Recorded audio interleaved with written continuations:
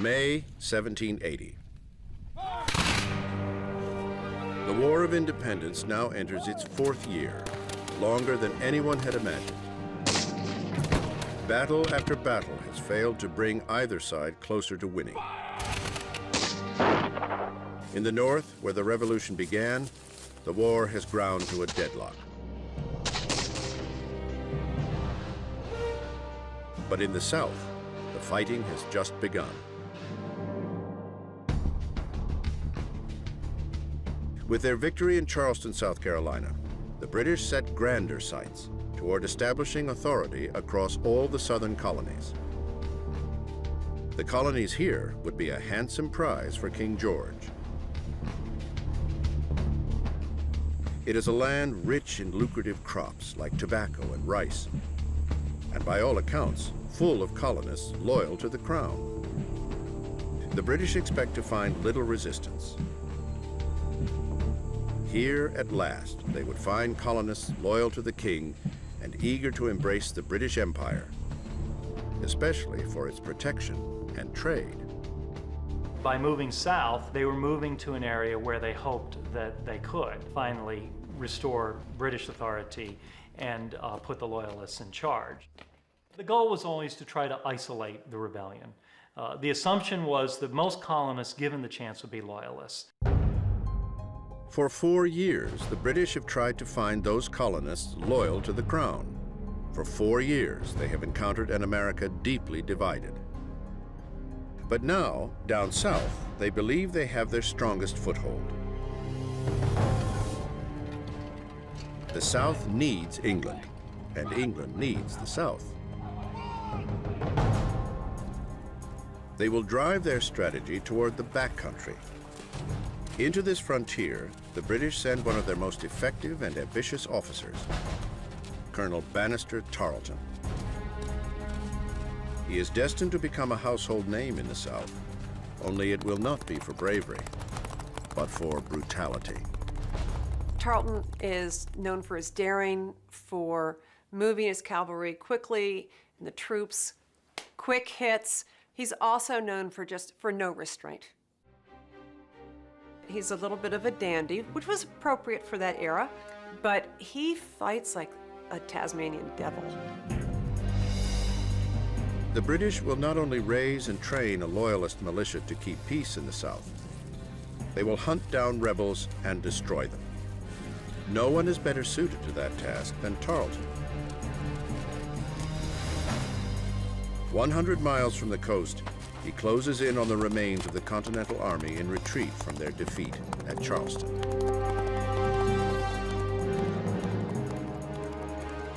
With great speed and agility, Tarleton's British cavalry catches up to a regiment of 350 Continentals under the command of Colonel Abraham Buford. He pursues them to a town called Waxhaws. Tarleton sends Buford a deadly threat. You are now encompassed by a corps of 700 light troops on horseback. Half of that number are light infantry with cannon, the rest cavalry. Banastre Tarleton, British officer. It's a bluff. Tarleton has no more than 200 men, but they are his best soldiers, well trained in the bayonet and saber. Buford, sure that he has the greater numbers, doesn't back down. Sir, I reject your proposals. I shall defend myself until the last extremity. Colonel Abraham Buford.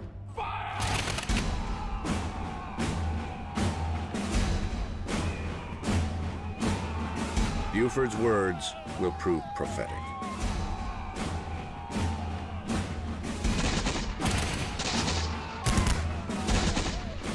The Americans are able to fire just a few volleys before they are overrun. But Tarleton doesn't stop there. As the rebels raise the white flag of surrender, he continues a ferocious attack, cutting down enemy soldiers even as they lay down their arms.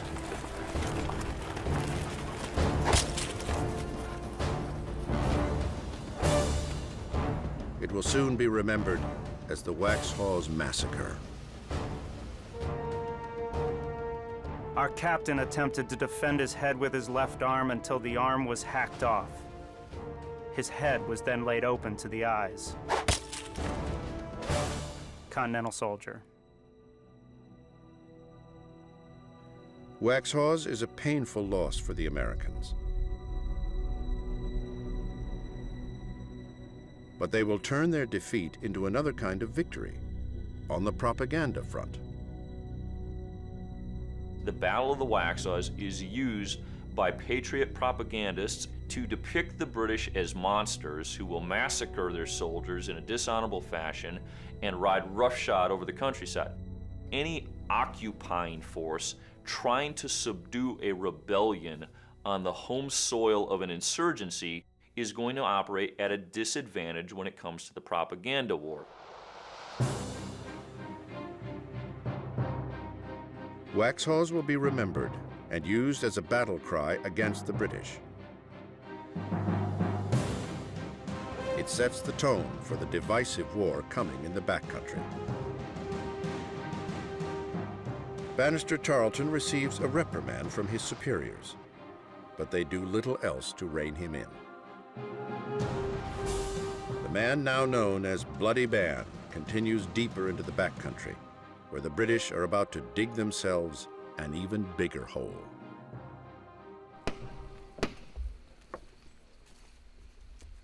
In an effort to shore up loyalty and frighten would-be rebels, the British issue an ultimatum to Southerners. All persons who shall neglect to return their allegiance to His Majesty's government will be considered as enemies and rebels, and treated accordingly.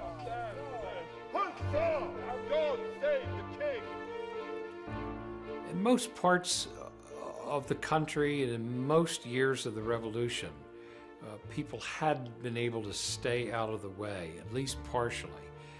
But now it was do or die. The Severe Proclamation is the work of Sir Henry Clinton, the overall commander of the British forces in America. Clinton should have known better.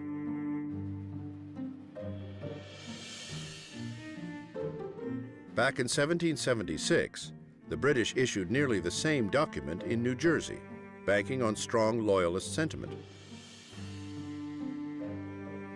It backfired then, and it will backfire now.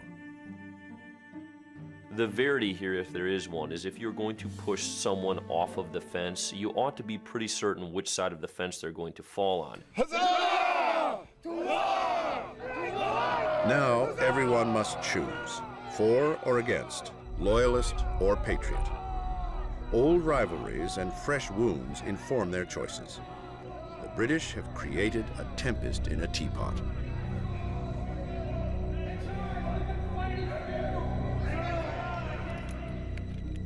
The loyalists who do come out to join the fight for the king do so for their own agendas. And they will soon be met by an equal force, equal in number and violence, of patriots. A hornet's nest is stirred in the South, unleashing a fight that looks less like a revolution and more like a civil war.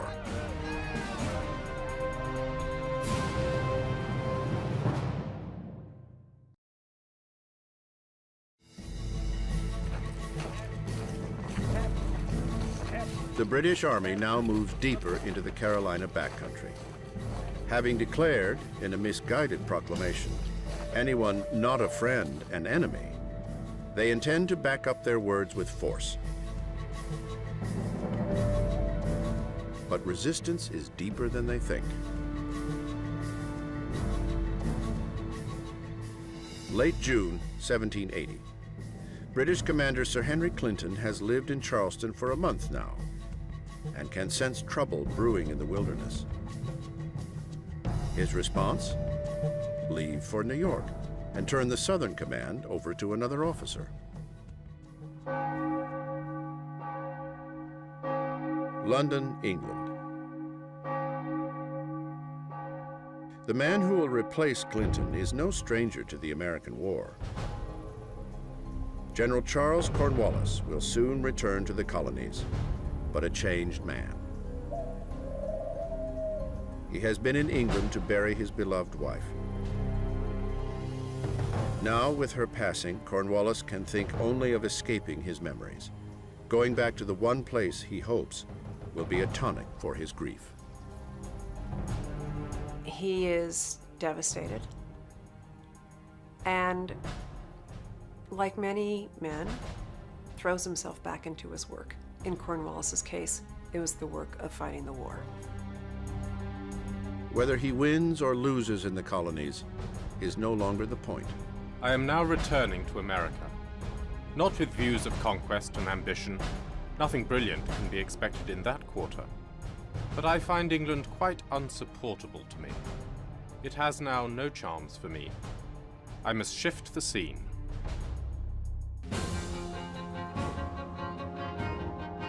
But Cornwallis will find the war in America changed too from how it had been fought up north. The British forces on the ground are moving further and further into unknown territory. A wild country made up of remote farms, simmering with rivalries. This is not the south of wealthy ports and rich rice farms. This is the south of fetid swamps and untamed frontiers. Here, loyalties are not so clear.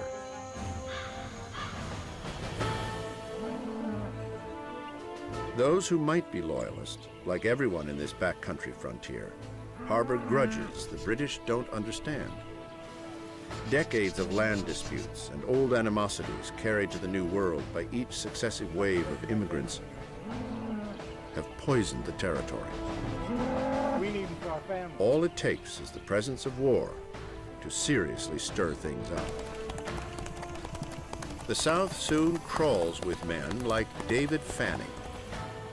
A struggling farmer, he had been robbed of everything he had 2 years back by a group claiming to be patriots. Now, with a powerful British mandate to ride under, he devotes himself to vengeance.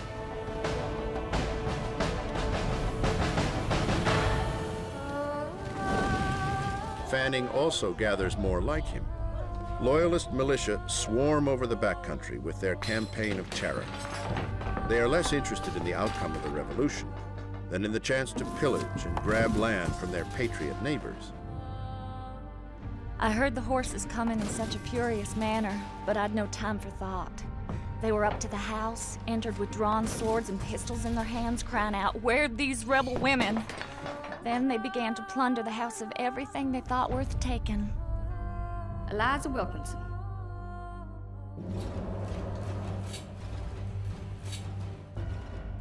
Patriots soon join the fray. Men like Thomas Sumter, a former Continental soldier, take up their arms to battle the Loyalists. Stirred out of what he hoped would be retirement, Sumter gets back into the fight for personal reasons too. His house had been targeted by Loyalists. For him, as with men on both sides, the cause of independence takes a back seat to payback and plundering. In the South, it's American against American. There are entire battles fought. In fact, there are 103 different battles in South Carolina alone where there's nary a Brit in sight.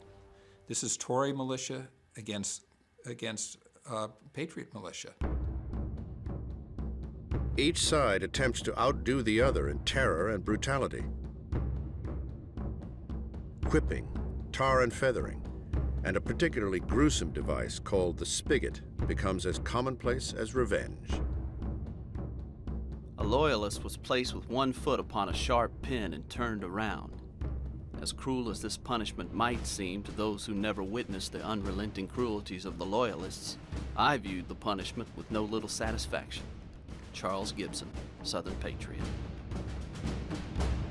When the blood started to flow, it was revenge and counter-revenge. One killing provoked a counter-killing. It really tapped into these pre-revolutionary resentments and conflicts. It's like a fire feeding itself. It is, in short, a civil war.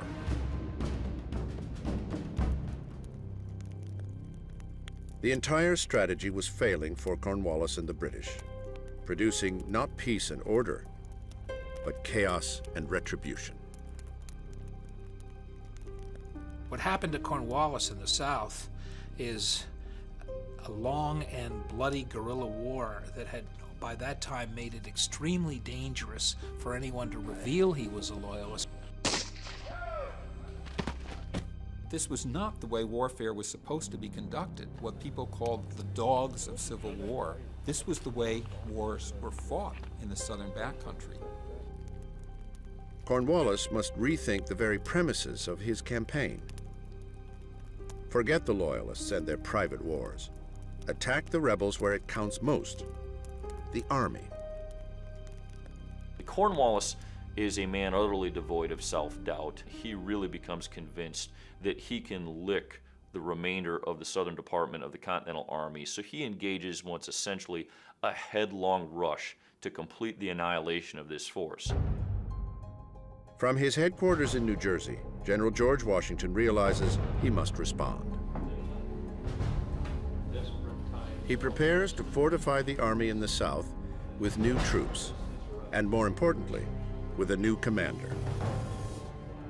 But the man he wants to lead the Continental Army in the South is snubbed by Congress. Instead, the Continental Congress will send their man. They turn to General Horatio Gates, the hero of Saratoga, to head up the Southern campaign. George Washington is furious. They have chosen one of his greatest rivals, and a general he considers inferior. But for now, Washington can do nothing to stop an unfolding disaster.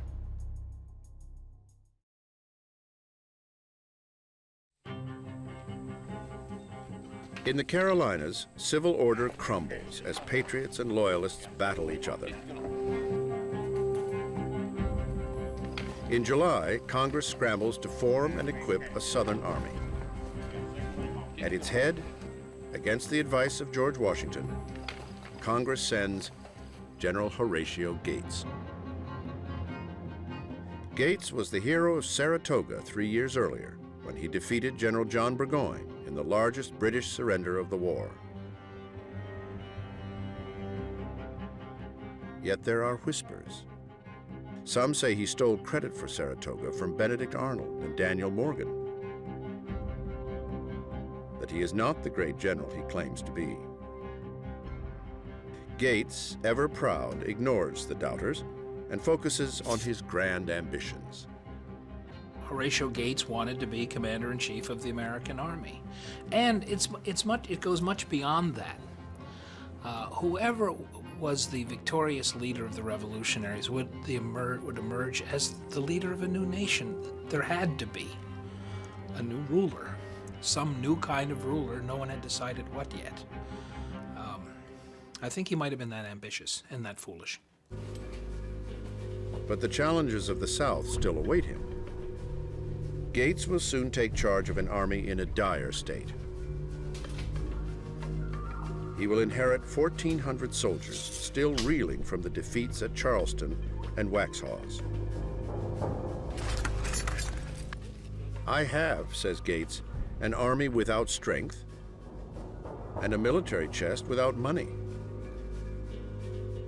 In the barren swamplands of South Carolina, Gates's army of professional soldiers slowly starves. They are as short on provisions as they are on the will to fight. Gates does little to alleviate their conditions. His soldiers, many of whom have been in the army since the outset, turn even more bitter. Being again disappointed, fatigued, and almost famished, their patience began to forsake them. Their looks began to be vindictive. Mutiny was ready to manifest itself. Colonel Williams. But Gates will soon get relief. The Patriot militia, who have been fighting their own wars in the backcountry, now turn out to fight alongside the army. What they lack in experience, they make up for in spirit. The militia are itching to take on the British, and General Gates thinks they can. The Continental soldiers, now in the minority, are less sure. They foresee trouble. We soldiers could not imagine how an army consisting of more than 2/3 militia, and which had never once been exercised in arms together, could perform in the face of an enemy. Colonel Williams. Gates will mount his campaign against Cornwallis, ready or not. Faith in his militia and in himself is at an all-time high. Gates has still been stung by assertions that he doesn't really deserve the credit for the victory at Saratoga. He sees an opportunity to silence his critics and show them once and for all that he, in fact, is the best and most experienced American battlefield commander, and that he can beat the British, whether on the defensive or on the offensive. Gates's chance comes sooner than he imagines. On August 16th, the two armies stumble upon each other at Camden, South Carolina. Each side hastily sets up for a battle. 5,000 British move into position, where they will meet Gates's 3,000 men.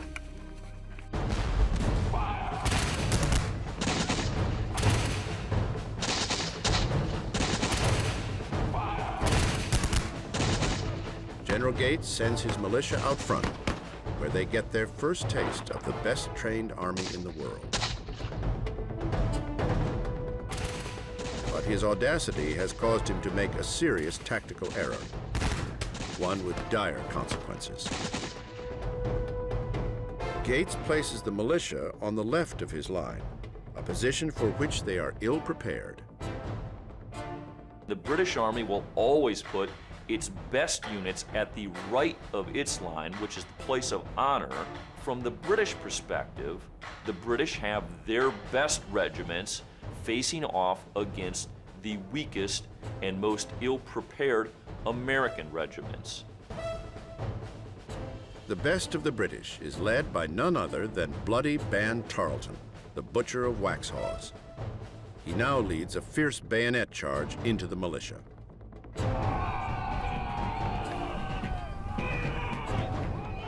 Can't you imagine them just standing there and watching this line of red coming at them, you know, huzzaing and presenting 18 inches of cold steel coming at them.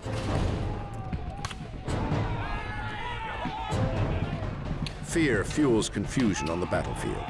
They are fighting a losing battle. Almost immediately, the militia panic, break, and run. Out of the blood! He who has never seen the effect of panic upon a multitude can have but an imperfect idea of such a thing. The best disciplined troops have been made cowards by it. Colonel Williams. But they do not flee alone. Fast overtaking them is General Horatio Gates himself. The general who came south to gain glory now takes off on his horse as fast as possible, as far as it will carry him. What began as a rather courageous venture now turns into a flight for his life, and he rides 200 miles all the way back to Hillsborough without stopping, and becomes the butt of every mean-spirited joke in the Continental Army for the next 2 years. I think he went into a complete panic. The situation was just too much for him. Alexander Hamilton praised him on his ride to safety. He said, it's quite remarkable for a man of his age to have ridden so far so fast.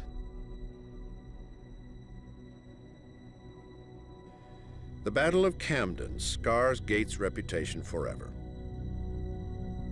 It similarly tarnishes the army, and in particular, the militia. Few now believe the Patriots can hold the South,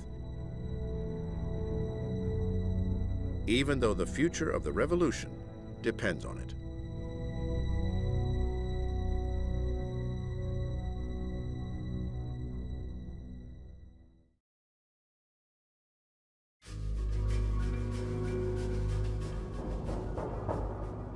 The defeats at Camden and Waxhaws have decimated the Continental Southern divisions. Of the 3,000 troops who marched at Camden, over half have been killed, captured, or wounded. The majority of the Patriot militia simply disappear back into the wilds. The South has all but fallen to the British. In New Jersey, George Washington soon receives news of the defeat at Camden. Washington feared the worst when Congress appointed Horatio Gates, and the worst has happened. Gates will face court-martial. But there is a more urgent concern. Who will now lead Washington's Southern Army? It's after Gates's debacle at Camden that Washington is finally allowed to send the man he wants. And of course, he goes to Major General Nathaniel Greene. I can venture to introduce this gentleman to you as a man of abilities, bravery, and coolness. George Washington. Nathaniel Greene is Washington's most trusted subordinate. A New England patriot and fallen Quaker, Greene has proven time and time again to be one of the most brilliant commanders in the Continental Army. Truly one of America's great generals, and nobody knows who he is. Washington says, if I'm shot in battle, if I can no longer take command, the general I want to lead is Nathaniel Greene. Among the many qualities that recommended Nathaniel Greene to George Washington was his can-do attitude. All military commanders want subordinates that will never admit defeat, that always say they can find some way to accomplish the mission. Greene will travel far from his native New England to take on this formidable command, only to find an army ravaged and dispirited. I am removed from almost all my friends and connections and have to prosecute a war with almost insurmountable difficulties. I cannot contemplate my own situation without the greatest degree of anxiety. Nathaniel Greene, Continental General. Only 800 are deemed fit for duty. The rest, Greene reports, are literally naked, starving with cold and hunger.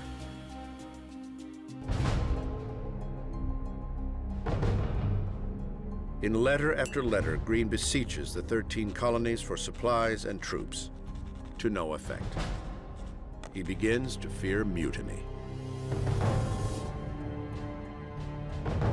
It is impracticable to preserve discipline when troops are in want of everything. Be assured that you raise men in vain unless you clothe, arm, and equip them properly for the field. Nathaniel Greene. Greene and the Southern Army have all but been abandoned. He will attempt to supply his troops through local sources. But there is a threat more urgent than starvation. Cornwallis is on the march. Greene needs a strategy and a miracle to keep his army from total destruction.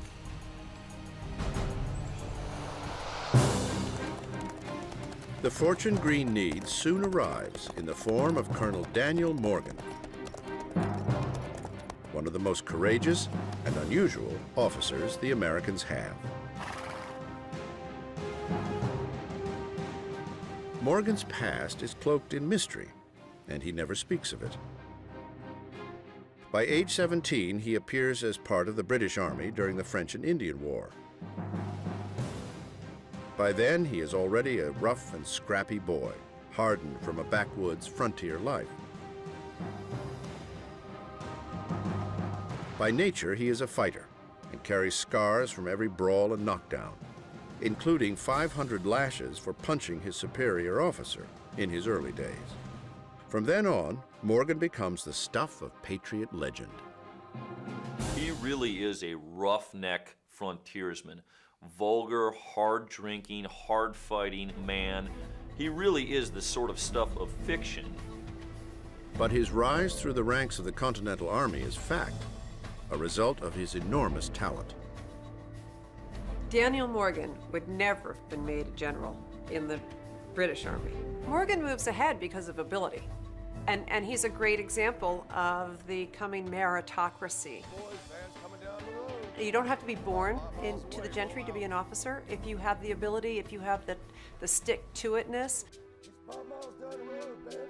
By the time Morgan reaches the South, his hard-earned reputation and his role at major battles like Saratoga gains him the respect of patriots and the resentment of the enemy. No one is better suited to fighting in the rough southern lands than Morgan. With Morgan now at his side, Greene will enact one of the boldest and most irregular moves of the war. Greene will split his army. Nathanael Greene adopts what it might be considered an unconventional approach to this war. He's going to break his force. He's going to divide it into something of flying columns, very mobile columns. He knows the British Army doesn't know the territory. And he knows that since they want to draw him into a decisive battle, he can lead them through the backwoods, through the marshes, into what are ultimately indecisive conflicts that's going to spread the British Army thin. Greene and Morgan take off on separate paths. Greene to the southeast, Morgan to the southwest. As if on cue, Cornwallis too splits his army, sending the infamous Tarleton after Morgan, while he himself pursues Greene. The four flying armies, the prey and the predators, move through some of the roughest terrain on the eastern seaboard, each following their own will to win. Cornwallis, Greene, Tarleton, and Morgan, four ambitious and gifted leaders now engaged in a headlong chase.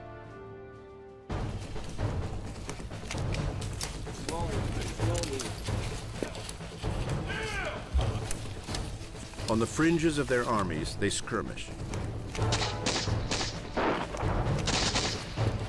confirming over and over again the proximity of each other's troops. Yet Greene and Morgan, with their lighter armies, move faster, avoiding a major battle. Instead, they draw the British deeper into the backcountry, further from supply lines and reinforcements. General Cornwallis, the British commander, grows more frustrated with each mile of rough terrain. The farther Greene goes, the more intent Cornwallis becomes on catching him. He is going to chase Nathanael Greene all around the Carolinas, trying to gain that decisive battle. Greene, knowing better than to engage Cornwallis on Cornwallis's terms, is not going to let Cornwallis catch up to him. As close as Cornwallis gets, Greene is always able to stay one small step ahead of him. Be a little careful and tread softly, for depend on it, you have a modern Hannibal to deal with in the person of Cornwallis. Daniel Morgan has his own nemesis to contend with, Bannister Tarleton and his ferocious regiment. Morgan knows he can't outrun them for long.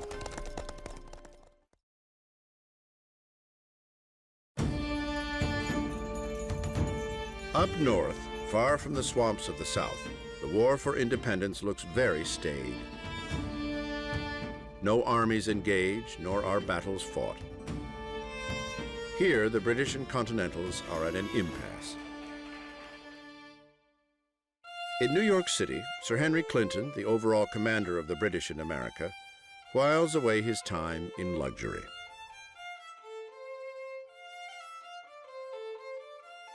There was a lot of going to dinner. He put on a lot of weight. There was a lot of inspecting the troops.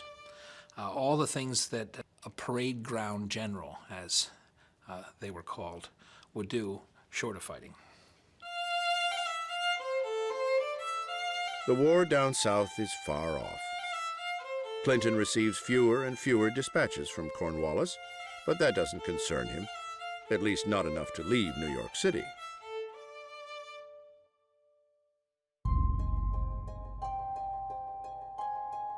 50 miles away in Hartford, Connecticut, another man with eyes on New York takes a meeting that he hopes will change the war. General George Washington hasn't seen a battle in a long while, nearly 3 years, but now his prospects may be changing. The French are in town, and Washington and his counterparts, the Marquis de Lafayette and Comte de Rochambeau, raise their glasses to a united front against the British. They toast with French wine, but it is France's navy that is on everyone's mind. 7 French warships sit in a Rhode Island harbor.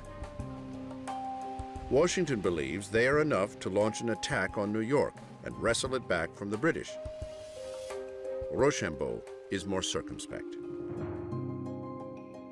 A veteran of European wars, Rochambeau shows patience where Washington displays zeal. The French general prefers to wait for more reinforcements, much to the frustration of the Americans.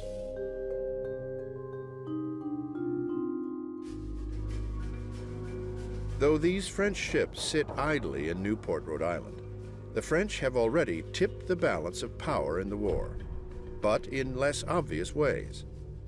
From an American perspective, the French Navy has not been that significant to this point in the war. The American perspective is a little bit biased and not very complete. In colonies and oceans all over the world, the French are taking on the British, forcing them to fight a world war from the Caribbean to Cairo to Calcutta. The French Navy has helped extend the British Army and British Navy over a far wider expanse, indeed around the globe, when in the absence of the French Navy, the British were free to concentrate on North America. But the Americans don't quite see it this way. Washington sees only that he must delay his goal of taking New York. The battles, for now, remain in the South. January 16th, South Carolina.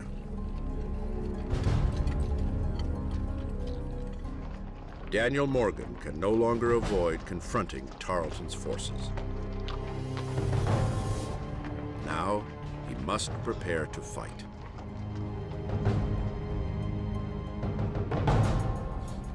On the eve of their battle, Morgan visits with his troops. Out of 600 men, more than half are militia. The same untrained forces that were last seen fleeing the field at Camden. Morgan's challenge? Make them engage.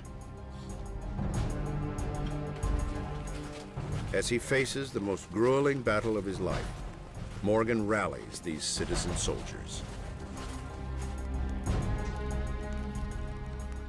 Just hold up your head, boys. And when you return to your homes, how the old folks will bless you for your gallant conduct. Daniel Morgan. Morgan has great rapport with his troops. He loves to joke with them, to talk with them. I think they really just find him one of the great officers they've ever served under. He tells them things like, "We'll have you home soon, boys, to kiss your girlfriends." January 17th. On a mild winter morning, the battle takes shape on a field known as Cowpens. Here, Morgan puts into play his own new strategy, one of the most inventive of the war, and most timely. Up to that point in the war, nobody had figured out how to use militia in a formal battle because they weren't trained to meet British regulars in a formal engagement. Morgan, he figures it out.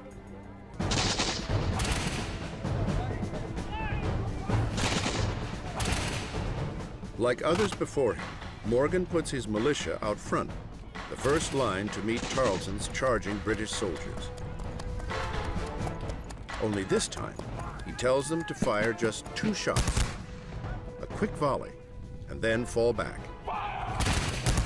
Against the onslaught of the British charge, they do just that. When the British see this, they think that they have earned a replay of Camden, that they have essentially caused a rout of the militia forces who are breaking from the field they will pursue a headlong rush and find themselves facing the very well-directed volley fires of Morgan's regulars. The result is predictable for Tarleton's Legion. Bannister Tarleton, the aggressive and ambitious young officer, drives right into Morgan's trap. The Continentals reply with alarming force.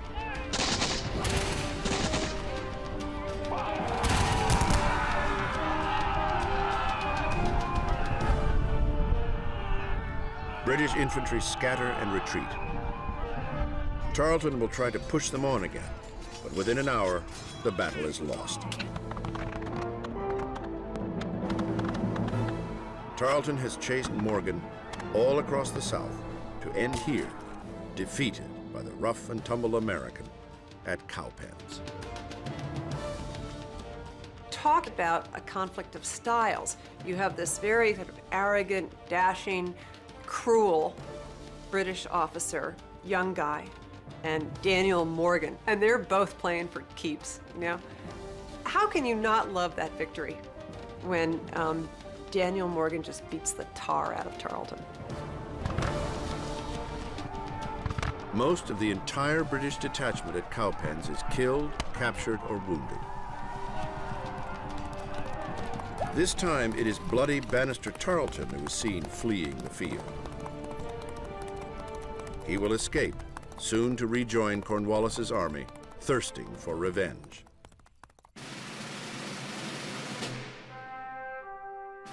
It was Morgan's win. Morgan had outplanned, outstrategized, and outled his counterpart. He had transformed his militia army at their moment of greatest need. But it will be the backcountry brawler's last battle. Morgan, all along, suffered quietly from painful back ailments and rheumatism.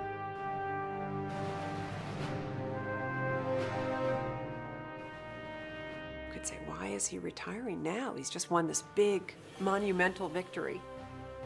And the real question is, how was he able to fight at all during the Battle of Cowpens? It's very painful for him.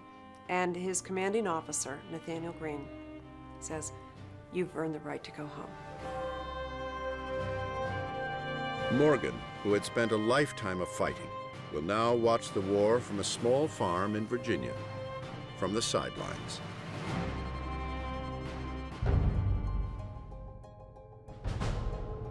For Nathaniel Greene, the chase is still on. Cornwallis is closing in, and with Tarleton again by his side, they will come at Greene with everything they've got. The war in the South will go on, as bloody and vicious as ever, but the stakes are rising. From the South to the North to across the Atlantic Ocean, everyone is asking the same question. How will this war end? And when?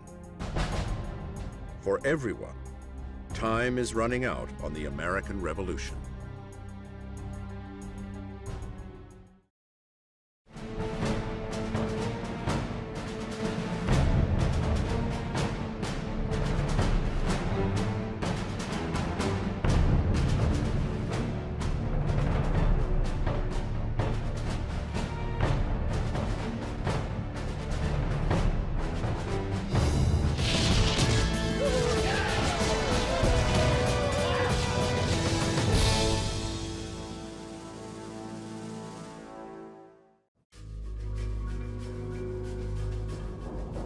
January 27, 1781, New Jersey.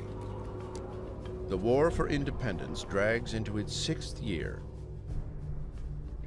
Money, spirit, and patience are flagging throughout the army. Time is running out. Only 3 weeks into the new year, the situation reaches a crisis point. The Continental Army, exhausted and neglected, is on the verge of revolt. In no time, Washington has mutiny on his hands.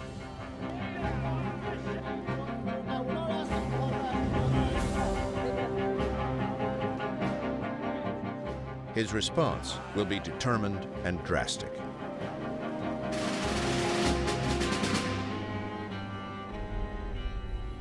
unless effectual measures are taken to place the army upon a more satisfactory footing.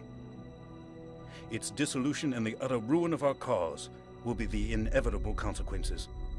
George Washington.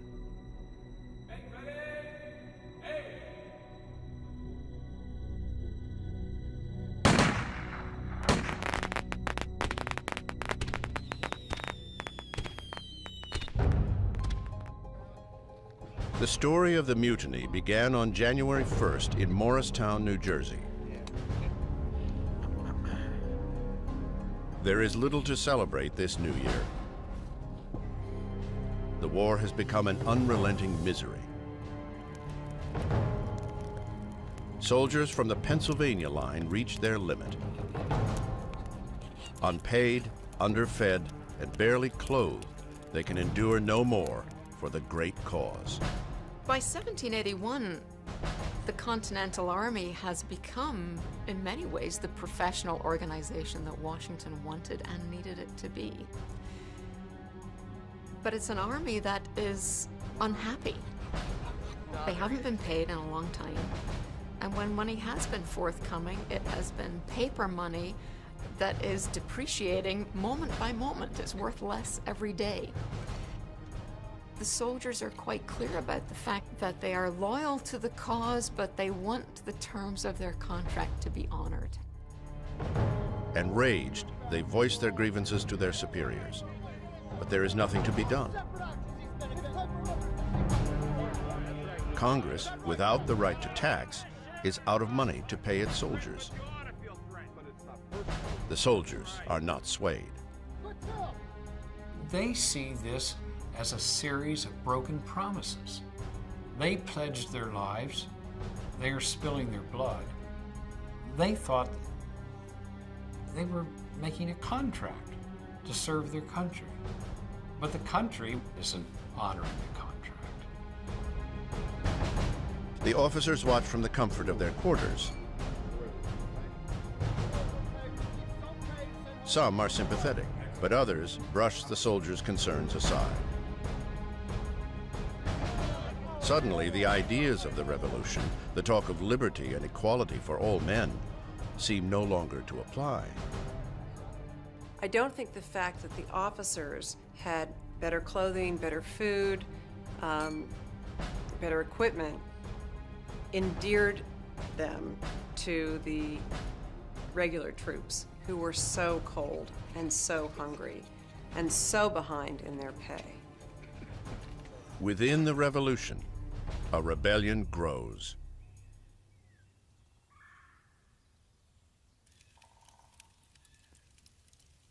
On January 2nd, camps empty as 1,300 soldiers, 1/4 of the Northern Army, up and leave.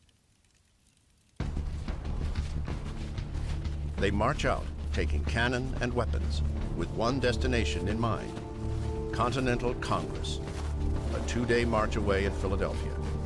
Their plan? Make Congress listen. They get as far as Princeton. They seize the town of Princeton. Washington sends an army to surround them there, and they negotiate a peaceful settlement. The troops who want to go home get their money. The troops who want to stay get the clothing they need. About half of them go home. And that's the end of it. Washington begs Congress for money and provisions as the only way to pacify his army. It is too little, too late. As I have used every endeavor in my power to avert the evil that has come upon us, so will I continue to exert every means to prevent an extension of the mischief. But I can neither foretell or be answerable for the issue. George Washington.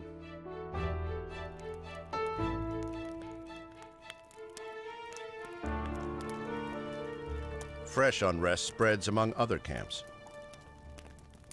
They too want what they believe they are owed. January 20th, 1781. Pompton, New Jersey. Now 200 soldiers from the New Jersey line rebel. They too begin their march to Congress. But this time, Washington will strike them down. For the sake of the revolution, these mutinies must end. couldn't have an army where mutinies took place and hundreds of men left and went home. The army would implode, and the war would be lost. Worse, any mutiny leads the British to believe that the army is collapsing and to renew their fervor to win the war. Washington's view is, that's it, enough's enough. The mutineers don't get far. All are quickly captured. The ringleaders are sentenced to death by firing squad. But they are not the only ones who will pay a heavy price for their insubordination. In a cruel move, Washington then gets their 12 closest friends, 12 men who were with them in the mutiny but not quite the ringleaders, and orders them to shoot them. The men in the Jersey line are aghast at this.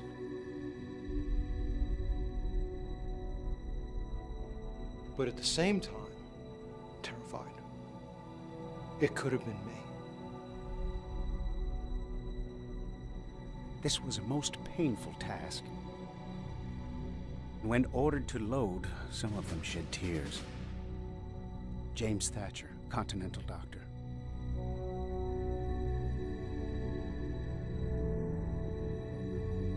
The first 6 men fire.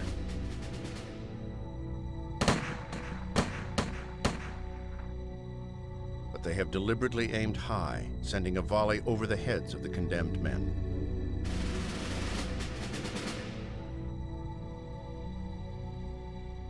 The second 6 are immediately assembled, and under penalty of death themselves, ordered to shoot.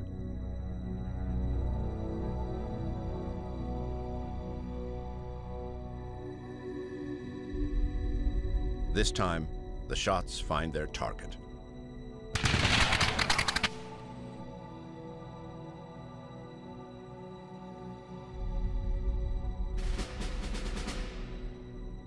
The punishment sends a clear message.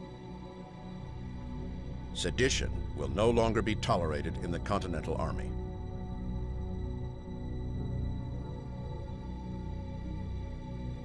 After the execution of those men in that terrible winter of 1781, there were no more mutinies.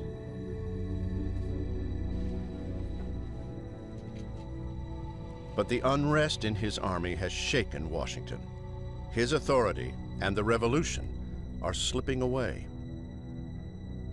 He must find a way to end this war, now.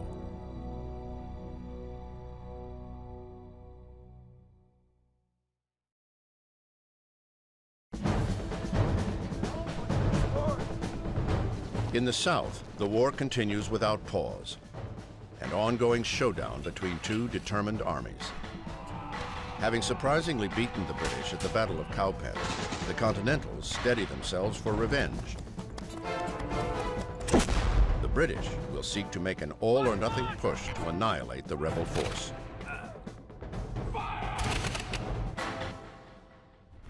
General Charles Cornwallis, the British commander in the South, has become singular in his obsession. He will not stop until he can make the Continental Army stand and fight. Instead, the rebels keep pulling Cornwallis deeper into the backcountry. On a cat-and-mouse chase led by his arch-rival, General Nathaniel Greene. Cornwallis himself believes that if he can draw Nathaniel Greene into one decisive fight, if he can bring this war to one pitched battle somewhere in the South, the battle's going to be over. Greene won't give him that satisfaction. General Nathaniel Greene knows better. He learned early on in battles like New York and Brandywine that keeping the army away from direct confrontation is paramount.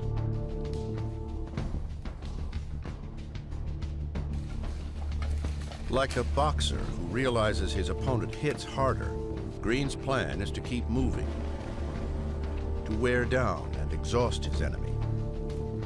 If he can buy time, he can get reinforcements.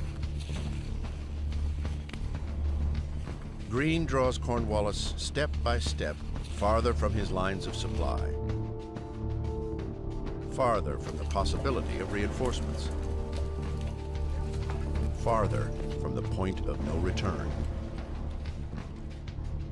Greene has been leading a chase for months that zigzags across the South. Through swamp and forest, Cornwallis manages to stay close, often trailing by a few hundred yards. But the Continentals are like a mirage that disappears as he draws near.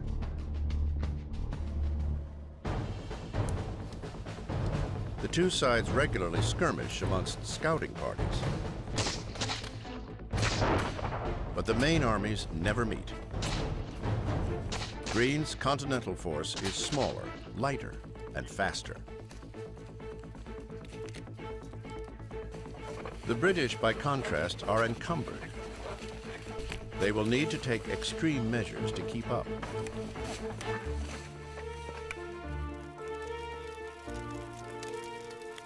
To lighten his load, Cornwallis orders an enormous bonfire built, onto which all the unnecessary trappings of a distinguished British army are thrown. Wagons, tents, clothing, fine china, silver, and cask upon cask of rum. Cornwallis is very earnest. He does not want to allow Greene to escape. He is going to do anything within his power to catch up to Greene. In this situation, without baggage, necessaries, with zeal and bayonets only, it was resolved to follow Greene's army to the end of the world. Brigadier General Charles O'Hara. It is a fateful decision that he will pay for later. The race picks up speed. The two armies begin to travel at an almost inhuman pace, moving as much as 40 miles in a single day. Greene now sees only one chance for survival. As Cornwallis chases him toward the Virginia border, Greene makes a daring move. He splits his army, sending one branch toward the upper Dan River, while the main army moves east, where Greene has commandeered all the boats along the crossings. Cornwallis, fooled, dutifully follows the decoy. It bought Greene the time he needed to move down the river to the point where the Continentals had gathered all of the boats on that river and crossed at a point that Cornwallis could not hope to cross. Greene's plan works. He moves his entire regiment, all 2,000 men, across the Dan, reaching the other side just in time. The British, realizing the ploy, rush to the crossing, arriving just hours after the last of Greene's boats leave. Cornwallis, so close to the victory he sought, recognizes that the chase is over.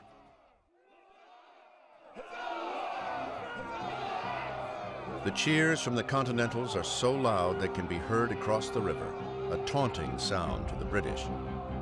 But it is genuine joy. After marching more than 200 miles in just 1 month, Greene's army can finally rest. Greene will not stay in Virginia long. He will get what he needs, new supplies and new recruits, and change his game. The hunted will become the hunter. Here in the South and beyond, the tide is about to turn.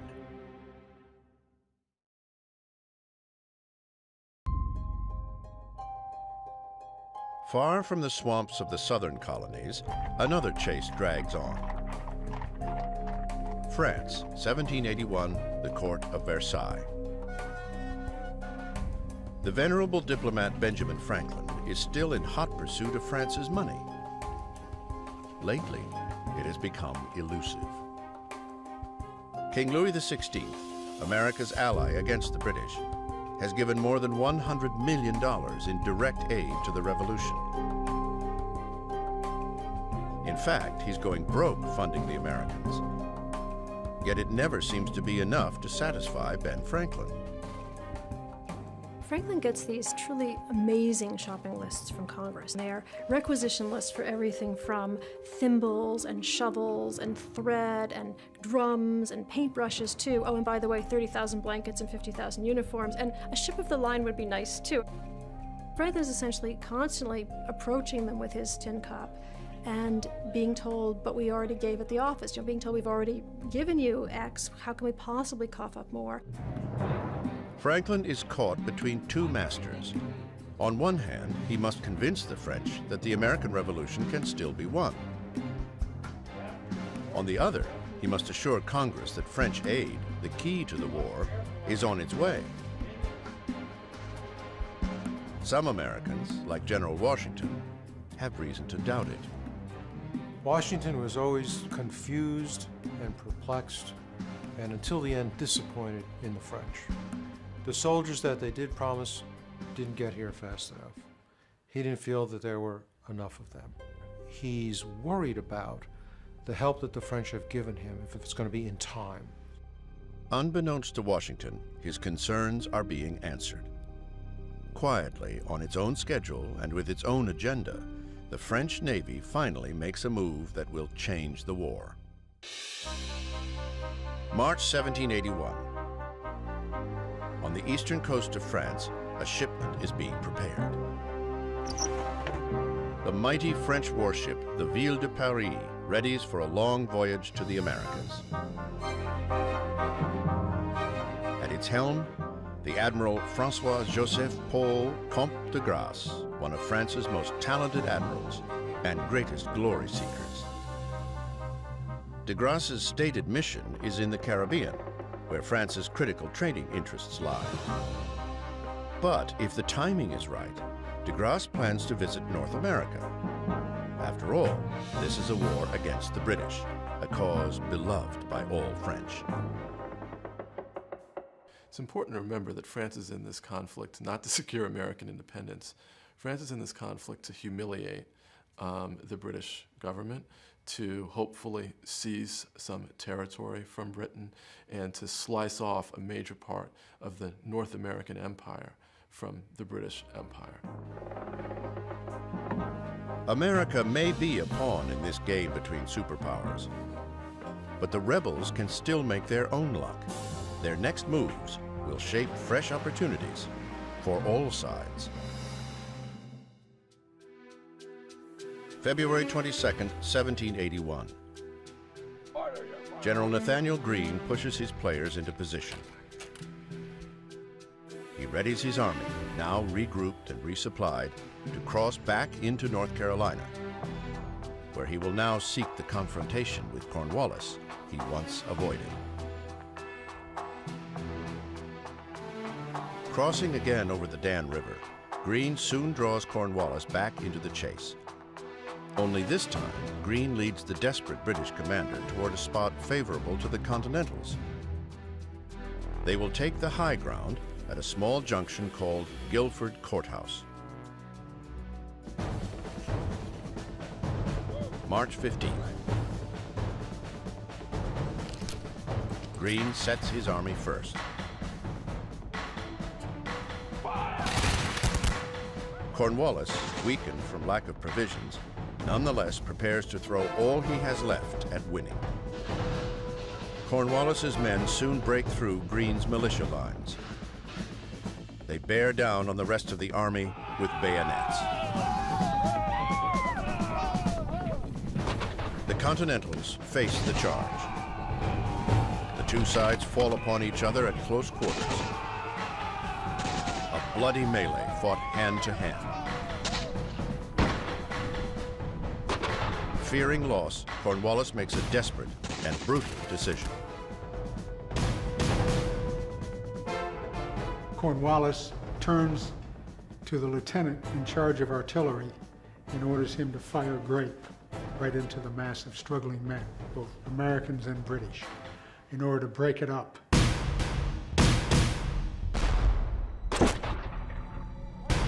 The cannon cut down as many British as Americans.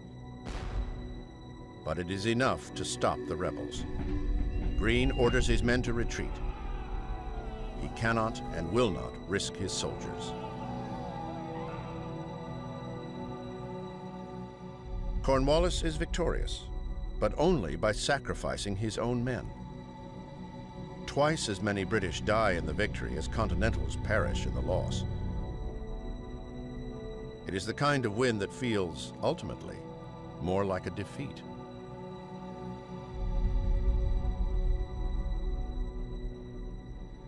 The months spent chasing Greene have cost Cornwallis greatly and gained him nothing. Defeat of the rebel army is not 1 inch closer to him. He will leave the Carolinas an ambiguous victor in search of more decisive battles. But he leaves the British strategy in tatters, just at the moment the Continentals and their French allies are about to move as one.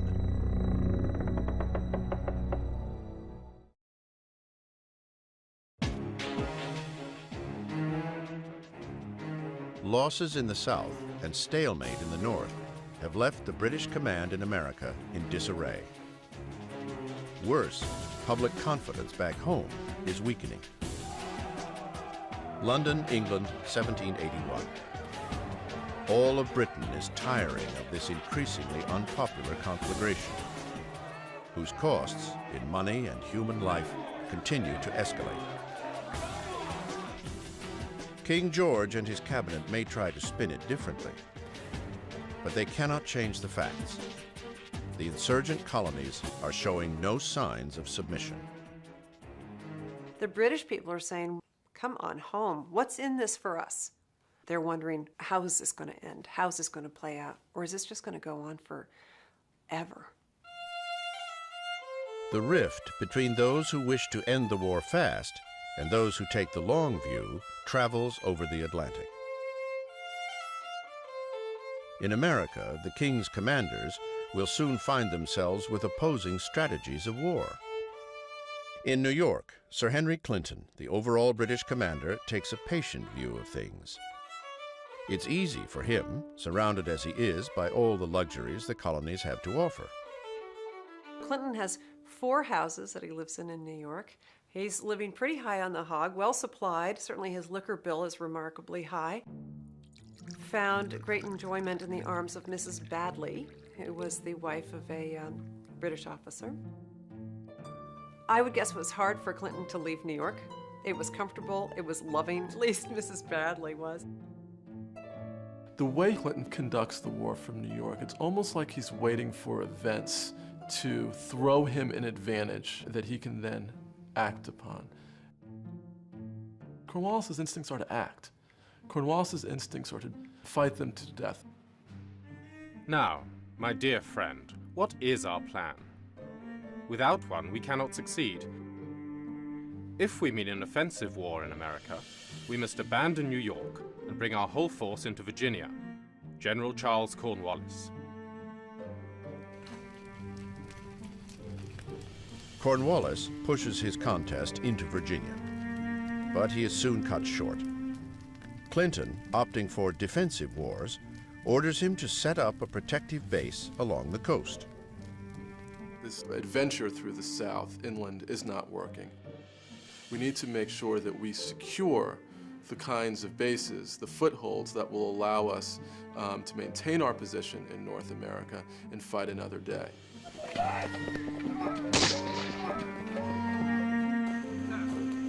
Cornwallis has no choice but to obey his commander. He turns his army toward a small coastal village, to a place called Yorktown. Once, Yorktown was known solely as a tobacco trading port, but it will soon become a major battlefield, and for some, a place of destiny.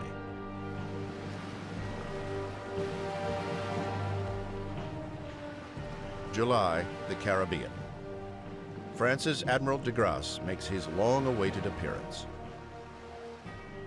The fall is hurricane season in the Americas. This is a time when, for the most part, shipping comes to a complete pause in the Caribbean. And so it's the right moment for de Grasse to leave the Caribbean and assist their allies in North America. I am sorry to see the distress in which the American continent finds itself. You can note the desire I have to provoke a change in your favor of the situation. Admiral de Grasse. The French Navy, thus far an absent player in the Revolution, now turns north with 28 ships, 3,000 men, and long-awaited money to pay Continental soldiers. But they also come with a catch. It will be the French, not Washington, who decide where they will land. In their view, the British are weakest in Virginia, near the Chesapeake Bay, at the small port of Yorktown.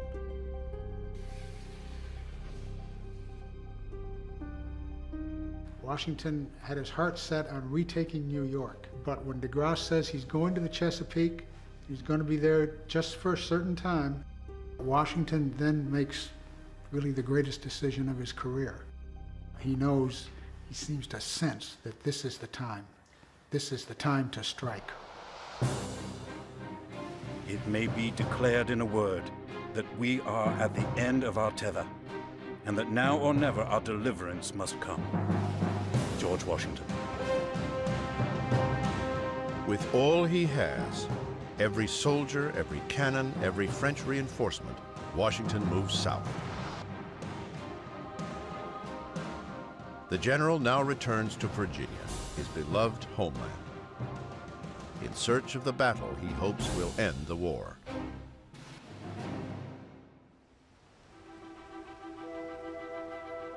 Washington breaks his stride just once, as he rides ahead of his army on a mission of a more personal nature. For the first time since the beginning of the Revolution, Washington visits his home.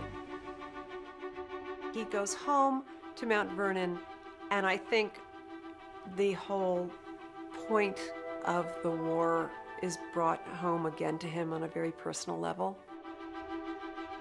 He had seen Martha only rarely, and he had grown out of touch with Mount Vernon. Now he delves into the details that a man of the house, not the general of an army, would attend to.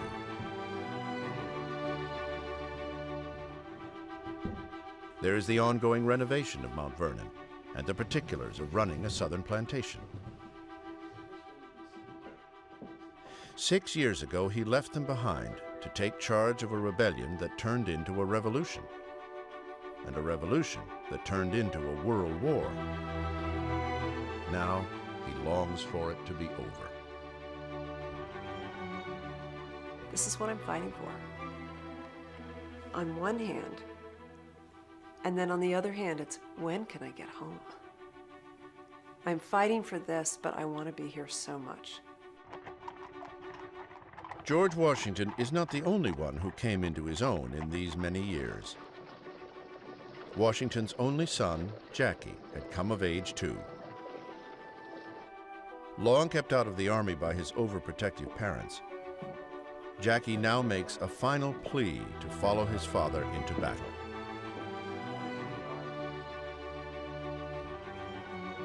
This time, Washington softens. It is a testament to Washington's confidence. With all good fortune, the end of the war is at hand.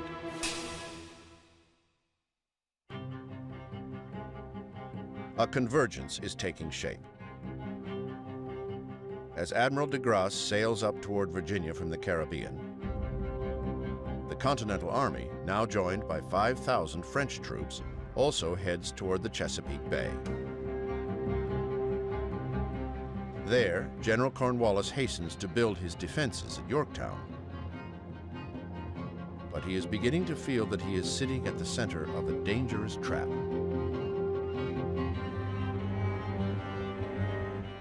Cornwallis raises the alarm. He writes to Clinton in New York. Sir, if I had no hopes of relief, I would rather risk an action than defend my half-finished defenses. But if you cannot relieve me very soon, you must be prepared to hear the worst. General Charles Cornwallis. Clinton's response? Vague promises.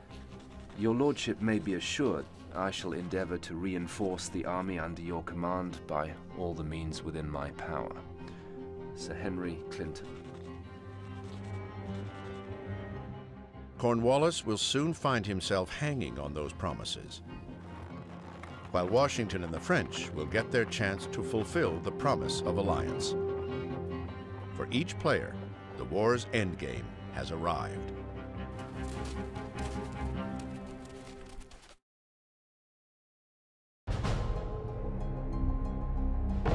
The Continental Army, after a year of deadlock and disloyalty, is now moving as one en route to Yorktown and the largest offensive of the war. America, fatigued after 6 years of fighting, holds its breath. Independence, their glorious cause, feels within its grasp once more.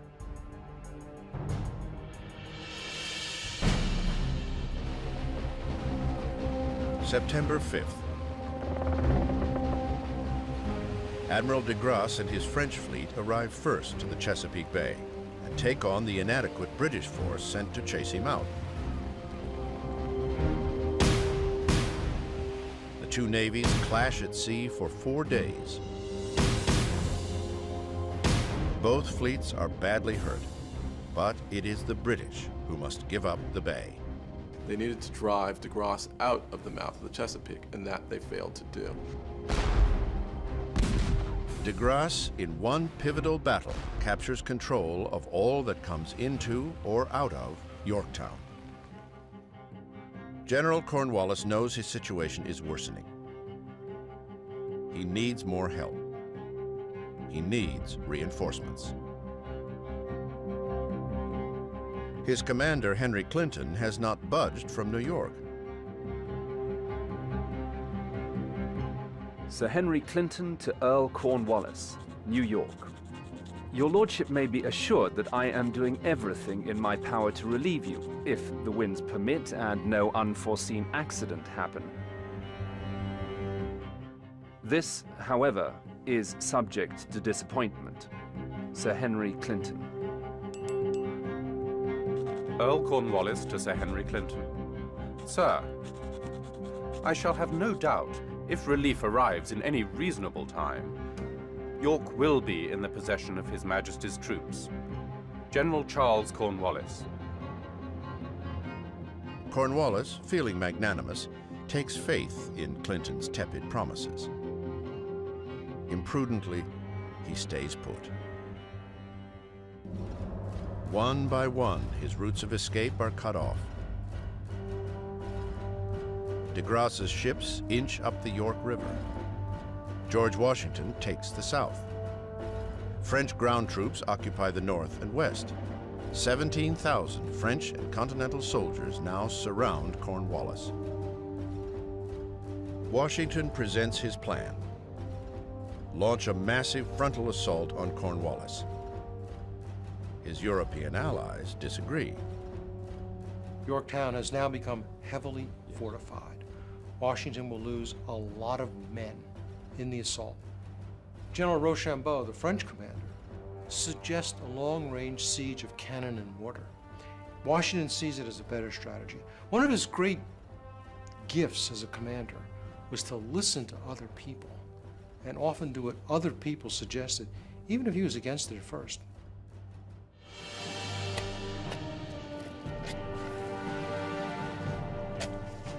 On October 6th, the siege begins. Trenches are dug that will, in time, envelop Yorktown, like the tightening of a noose. Earl Cornwallis to Sir Henry Clinton. Sir, the enemy made their first parallel on the night of the 6th. On the evening of the 9th, their batteries opened, and have since continued firing without intermission.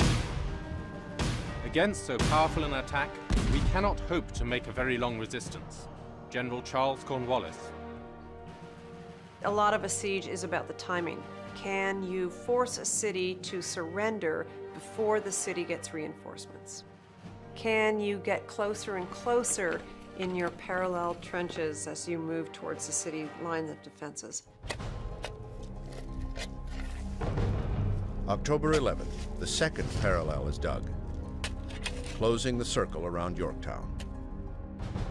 Still, there is no sign of Clinton's reinforcements. October 11th, 5 p.m. Since my last letter was written, we have lost 30 men. I have only to repeat, nothing but a direct move can save me. General Charles Cornwallis.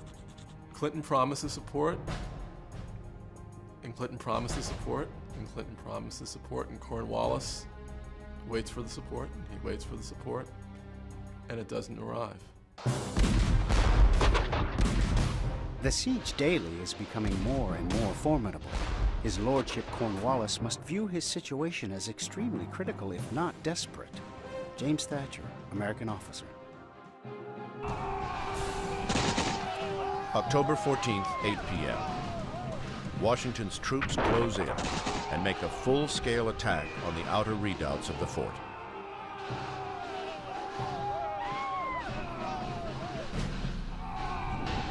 October 15th, Earl Cornwallis to Sir Henry Clinton.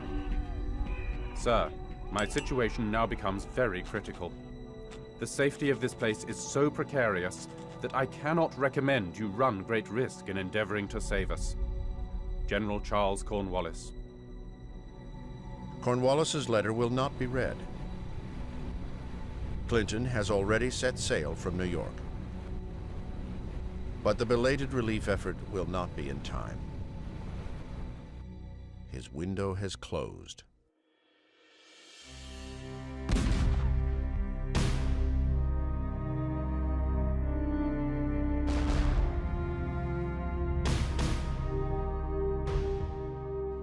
For 6 long years, Washington fought a war marked more by loss than victory. Now his day has come. The general's finest hour begins quietly with a lone British drummer spotted coming through the smoke.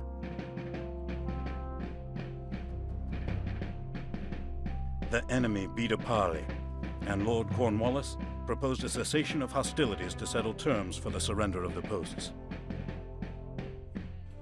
To this he was answered that a desire to spare the further effusion of blood would readily incline me to accept of the surrender, but that I wished to have it in writing. George Washington. When he got Cornwallis's letter proposing the cessation of hostilities, his heart must have been ready to burst. Because I think he must have known, just as Cornwallis knew, that was it. This was the end.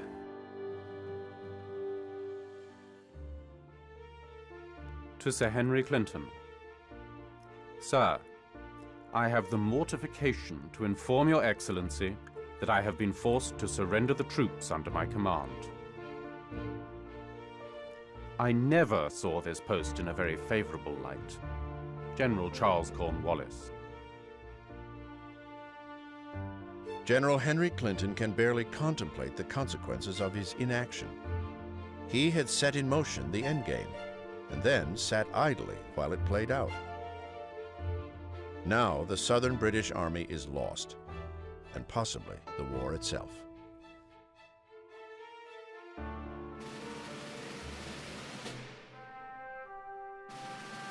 October 19th, 1781.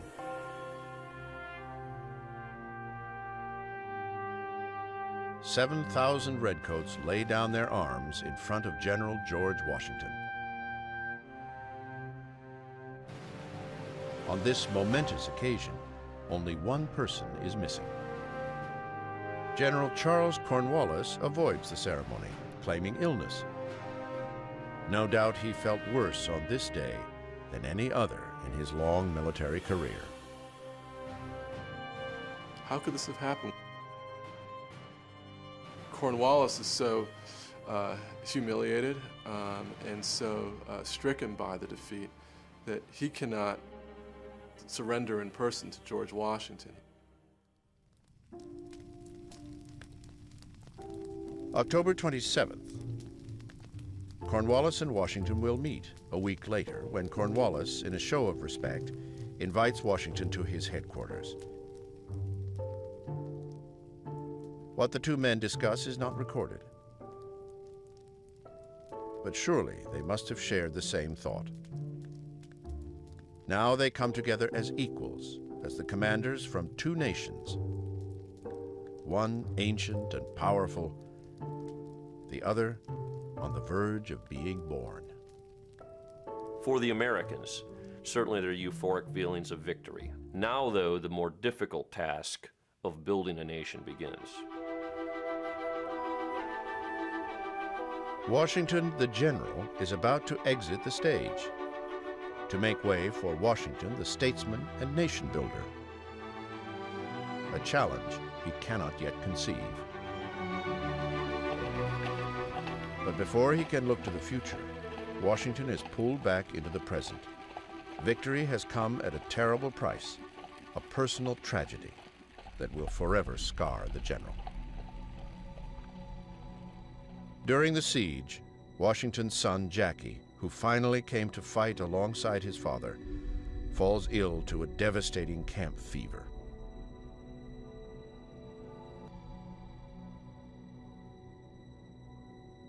Washington and Martha arrive in time to see their son alive, but only briefly. Jackie soon dies, at the very last, a victim of America's crusade at Yorktown. The same time, the country is celebrating in jubilation through all the colonies at the victory of Yorktown. The commander-in-chief, who brought them that victory, is mourning, deep in grief, over the death of his son and his final child. George and Martha have now lost all their children. It is the final, ultimate sacrifice for the Virginia farmer who stepped up to lead his fledgling country. At last, it seems the revolution is coming to an end. But Washington, like the thousands of Americans who fought and died alongside him, must wonder at the extraordinary cost of independence.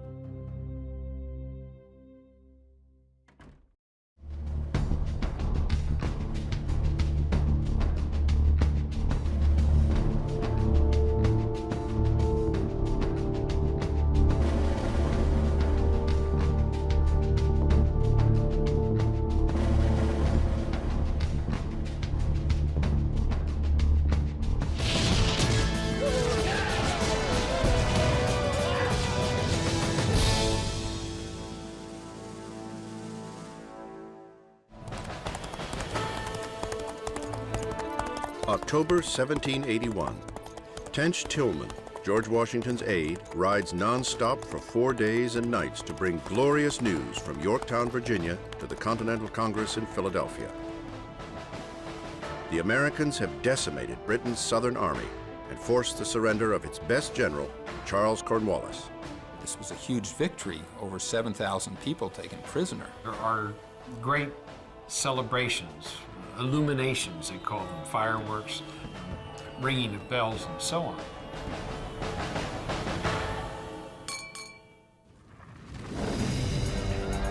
But the joy in Philadelphia is anything but unanimous. Loyalists face a different kind of illumination. They would not have imagined this house to be illuminated last night, but it was. A mob surrounded it, broke the shutters and the glass of the windows, and were coming in. It was the most alarming scene I ever remember. Anna Rawl, Loyalist daughter. Paris, November 19th. A month later, as fast as 18th century news can travel, a midnight message is delivered to Benjamin Franklin with the news of Yorktown. Franklin has been in France for 5 years to secure and hold on to French support. At long last, victory and peace may be at hand. London, 6 days later. Ironically, the British are the last to know. Prime Minister Lord Frederick North gets the dreadful news by way of a French source. "My God," he cries, "it's all over." The news stuns England. The last anyone had heard, Cornwallis, one of Britain's most able generals, had marched his army from Charleston to Virginia uncontested. There's been no warning that such a profound defeat was even possible. Capture of Cornwallis comes as a nasty shock. Britain's not supposed to lose. And it's not supposed to lose to its own people, to its own colonists. King George III has no intention of surrendering any part of his empire. He prepares a speech to steel the spine of Parliament. The late misfortune calls loudly for your firm concurrence and assistance. I have no doubt but that by the support of my Parliament, by the valor of my fleets and armies, and by a united exertion of my people, I shall be enabled to restore the blessing of a safe and honorable peace to all my dominions. King George III. In New York, Britain's man in charge of the American war is still General Henry Clinton. His failure to reinforce Cornwallis at Yorktown has made his troubled command unbearable. I am fairly worn out. For God's sake, let me return to my little family while I have something of life left. General Henry Clinton. Henry Clinton makes a willing and ready scapegoat for this debacle. He has very few friends, legions of enemies. So back in England, immediately there are renewed calls to bring this war, at least against the Americans, to a speedy conclusion. While London weighs its next move, it orders Clinton to maintain all positions on the Atlantic seaboard. The British still have 12,000 troops in New York, 5,000 in Charleston, South Carolina, and over 1,000 in Savannah, Georgia. Britain still has substantial forces in North America, so no one is under any illusion that the war is over. Up in New Windsor, New York, Continental Commander George Washington has brought his 10,000-man army 60 miles up the Hudson River from New York to contain Clinton and his army. Washington's troops may be savoring their victory at Yorktown, but the general himself is not yet ready to celebrate. Because there is this exuberant feeling of victory that the Americans have won this great victory, a lot of the American soldiers at this point are inclined to hang them up and head back home and return to the business of peace. But the war is not yet over, and Washington recognizes this.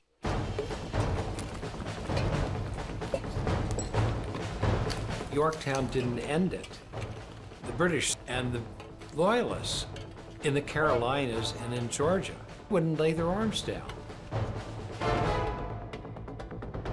Once again, it falls to Rhode Island General Nathaniel Greene, Washington's second in command, to continue his guerrilla war in the South.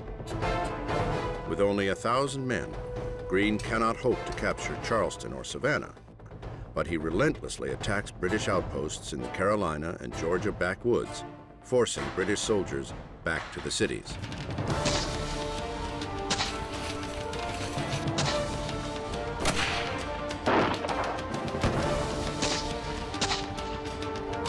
Greene and his men never let up on the enemy in some of the bitterest fighting of the entire war.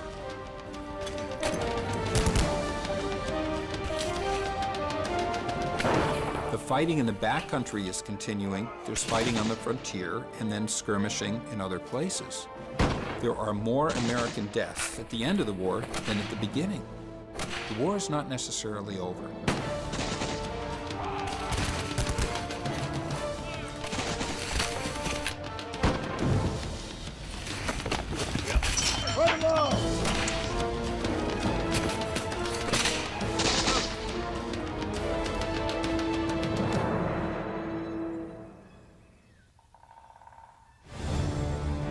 London, February 1782.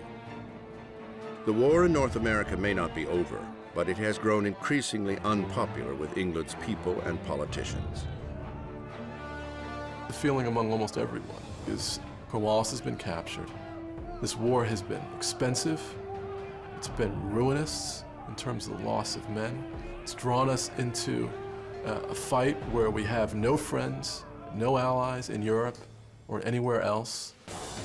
Parliament's war opponents are determined to quit North America. They introduce a motion that the war in America be brought to a close. Initially, the motion is defeated by 1 vote. But in a revote 3 days later, it carries by 19, effectively ousting Lord North and his pro-war regime.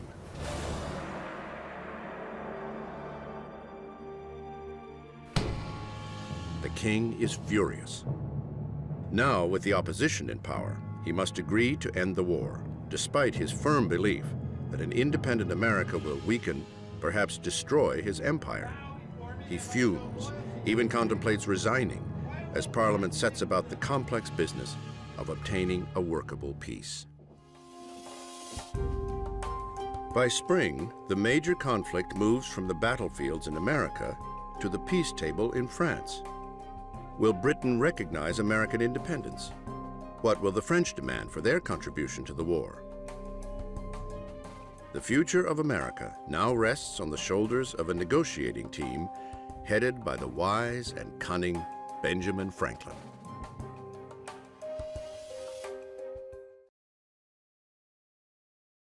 London, spring 1782. The 6 months of limbo after the American victory at Yorktown is starting to break. Parliament has voted to end the war in America and forced out its Prime Minister, Lord North. In New York, a worn-out General Henry Clinton gets his wish and is relieved of his command. He has been fighting this war nearly from the beginning, from Bunker Hill in 1775 to Yorktown. For the last 4 years, Clinton has served as commander-in-chief. His greatest moment was capturing Charleston in 1780. But he exits America forever tarnished by the catastrophic failure at Yorktown. Clinton's replacement, Sir Guy Carleton, the former Governor-General of Canada, is charged with ending hostilities and withdrawing British troops. George Washington, ever wary, keeps his army alert and ready for any British action. From the former infatuation, duplicity, and perverse system of British policy, I am induced to doubt everything, to suspect everything. General George Washington. In Paris, peace negotiations begin somewhat tentatively in April. The Continental Congress has instructed the venerable Benjamin Franklin to sort through the many political agendas of the French, British, Spanish, and Dutch, whose recognition America will need to secure its independence. Franklin is the one sitting in Paris when the peace feelers are first put forward. So it's his job to begin to separate the valid ones from the sort of less serious ones, to figure out which emissary is really bearing negotiating power, which is not as easy as it sounds. But he holds this whole mess of peace feelers in place until he's joined in Paris by John Jay and ultimately by John Adams. John Adams is currently in the Netherlands seeking Dutch recognition of the United States and is soon to join Franklin at the Paris peace table. 37-year-old John Jay, a lawyer from New York and a former president of Continental Congress, is the youngest member of the American Peace Commission and plans to arrive in Paris by June. For now, Franklin is on his own, just the way he likes it. What Britain wanted out of negotiations more than anything else was to separate the United States from France, because a persistent French-US alliance would be a horrific prospect. Which is exactly what France is hoping for. France has a great stake in the outcome. Franklin's ally, French Foreign Minister Comte de Vergennes, persuaded his king, Louis XVI, to declare war on Britain, his perennial enemy. Since joining the war in 1778, France has thrown its army and navy into the fight and has lent the Americans $31 million. Vergennes is anxious for a satisfying payoff to his investment, American independence that will decimate England's wealth, trade, and power.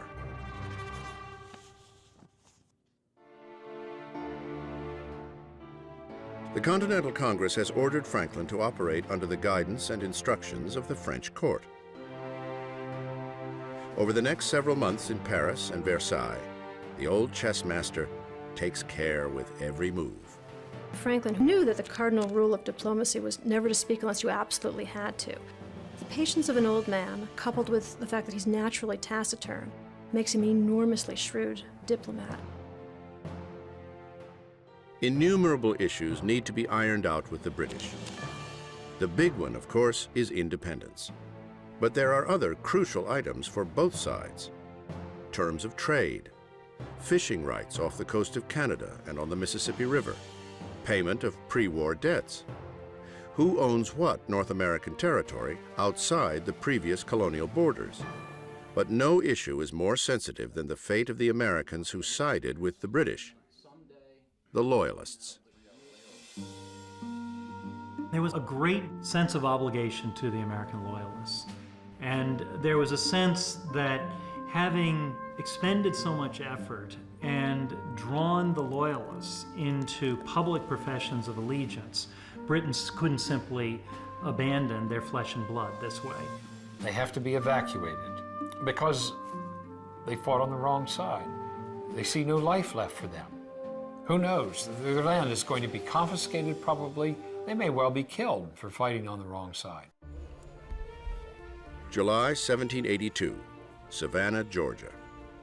With hostilities brought to a halt by the peace talks, the exodus begins for those no longer welcome. Sir Guy Carleton, Britain's commander-in-chief, orders the evacuation of Savannah.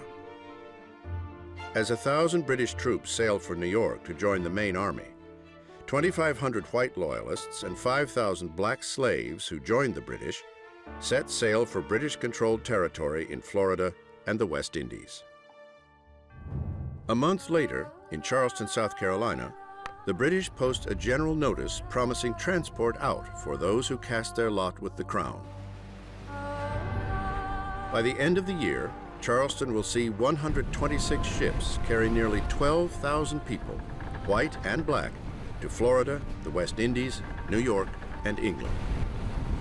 Whatever their uncertain future, they are almost certain to fare better than the Loyalists who stay behind. October 1782. John Adams finally arrives in Paris, a commercial treaty with the Dutch in hand. The peace talks begin in earnest. Franklin has prepared the ground for the younger, more aggressive Adams and John Jay to take over the reins. With their wildly different personalities, these three make a brilliant, though less than harmonious team. Adams mistrusts Franklin's reserve, which he interprets as devious. And Adams' intensity rubs everyone the wrong way. Jay insists that American independence be a non-negotiable precondition to any serious talks.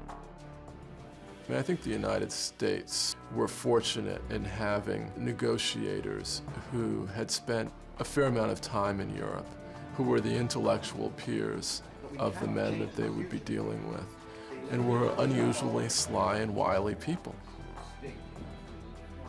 Jay and Adams trust no one to look after United States interests, including their French allies.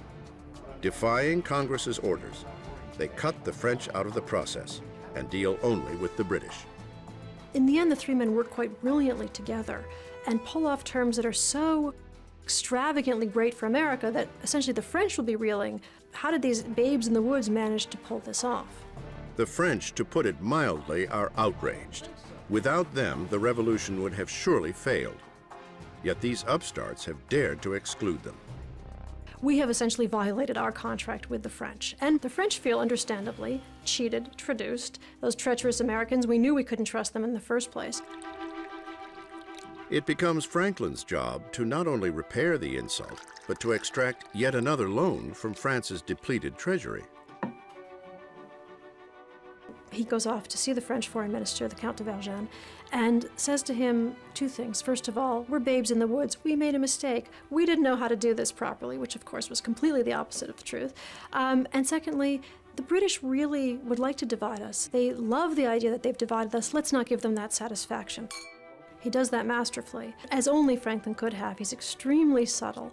And Vergennes is dumbstruck by this speech, but really can't do anything about it, and essentially jumps on board.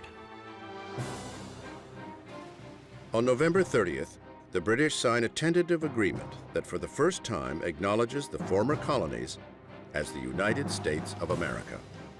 Almost all of its provisions prove favorable to the Americans. Britain will recognize the 13 free and sovereign states. The states get guaranteed fishing rights off of Newfoundland. The western boundary of the United States will be defined by the Mississippi River, with navigation and fishing rights shared by America and Britain, but not France or Spain. The provisional treaty is sent back to America for approval. Parliament hoped to make a generous peace that would create goodwill in the United States, and the United States emerged from the peace conference with far more than they could have had right to expect. But even among the winners of this generous peace, there are losers. Many Americans will soon find out they have been left out. As the war with Britain draws to a close, discontent within the new nation threatens its very survival.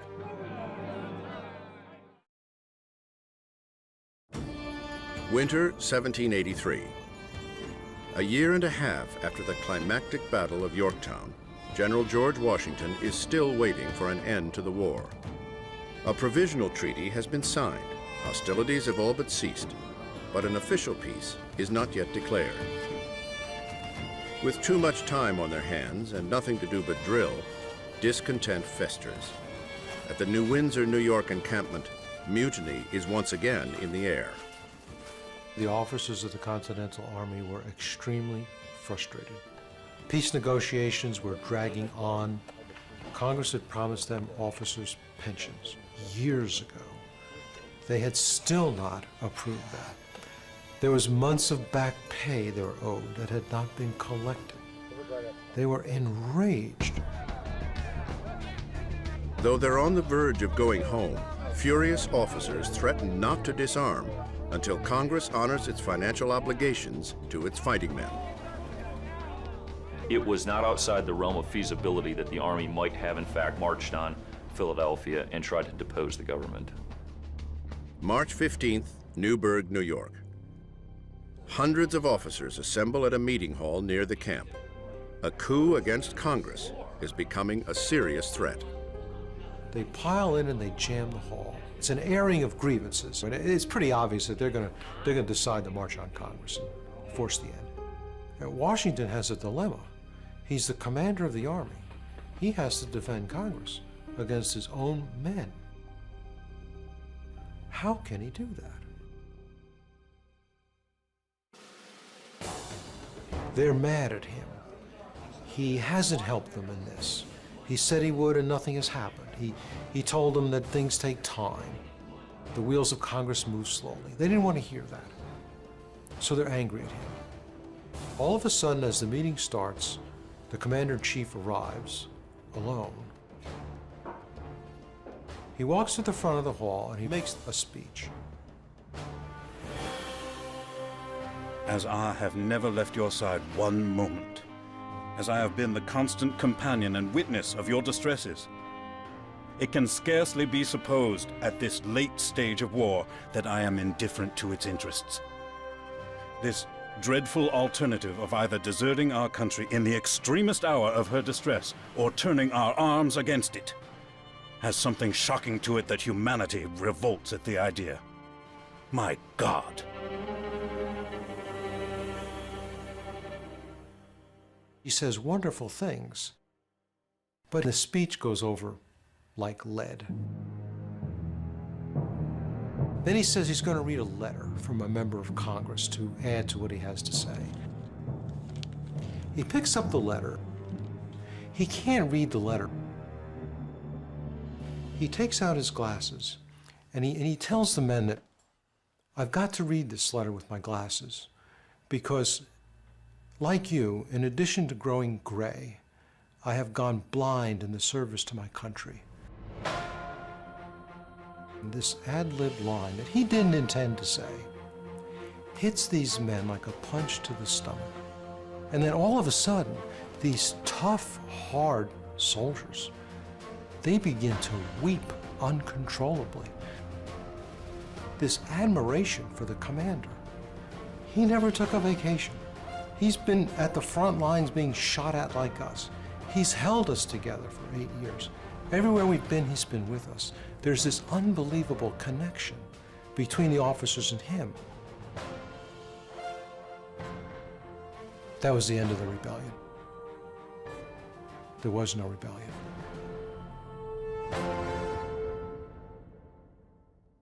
I think that moment in 1783 is one of the great moments in American history, and Washington at his finest. It was a moment of real danger. Americans had always suspected a standing army, suspected what it might do, suspected that it might actually take power. And this is the moment where it might actually have occurred. A month later, in April, Congress receives England's official declaration to end all hostilities. One after another, the European countries have recognized the United States of America as a sovereign nation. By June, most of the Continental Army disbands, and Washington awaits the peaceful evacuation of Britain's last stronghold, New York City. New York has become the last safe place for Loyalists. As the British military prepares to leave, the city is overrun by thousands of black and white refugees who desperately need to get out. Some 100,000 blacks who had thrown in their lot with the British had been offered protection. Now the question is, will the British make good on their promise? Washington was demanding that the British restore slaves to their masters, and so there was a lot of concern. But by and large, the British didn't do that. By and large, the former slaves left America with the British. The fate of the slaves who escaped is mixed. We know that 3,000 went from New York up to Canada. A few hundred went to England. Lots of them were sent to the Bahamas and other places as slaves, and some were returned forcibly. By the fall, the Treaty of Paris is signed. In November, the last of the British soldiers leave New York. After 7 long years, General George Washington, with what remains of his army, returns triumphant to New York City, the scene of his most humiliating defeat. One eyewitness observes, The troops that marched in were ill-clad and weather-beaten, and made a forlorn appearance. But then they were our troops. And as I looked at them and thought upon all they had done for us, my heart and my eyes were full, and I admired and gloried in them the more. Americans can finally celebrate. After a war that's inflicted 25,000 military deaths, 1% of the U.S. population, the people are ready to leave war behind and look to the future. Everyone realizes that something momentous has happened, but the joy will be short-lived. The war is at an end, but the American Revolution is far from over. We've only seen the first act. The political and social sorting out was far from over. The Revolution's second act will be every bit as perilous for the new nation as the first. The war's aftermath is about to bring the fragile alliance of states dangerously close to disintegration.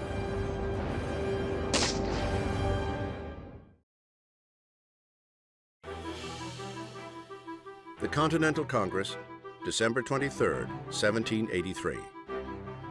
Having now finished the work assigned me, I retire from the great theater of action. and bidding an affectionate farewell to this august body under whose orders I have so long acted, I here offer my commission and take my leave of all the employment of public life. George Washington. At this moment, if he wanted to, George Washington could rule the new United States. But he walks away. He submits $100,000 for expenses, asks no payment for his services, and he goes home to Mount Vernon. George Washington's decision startled everyone. What happens in revolutions is that the head of the Revolutionary Army that wins takes over. You become a king or a dictator for life. You take over. You don't leave and go home. He never really thought about it. It was time to go, and he went. The war is finally over. The British and their loyalists, both white and black, are gone.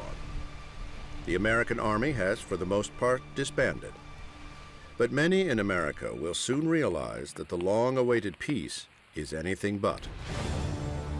For American Indians, the revolution was a disaster. They were on the losing side, and the British walked away from their Indian allies.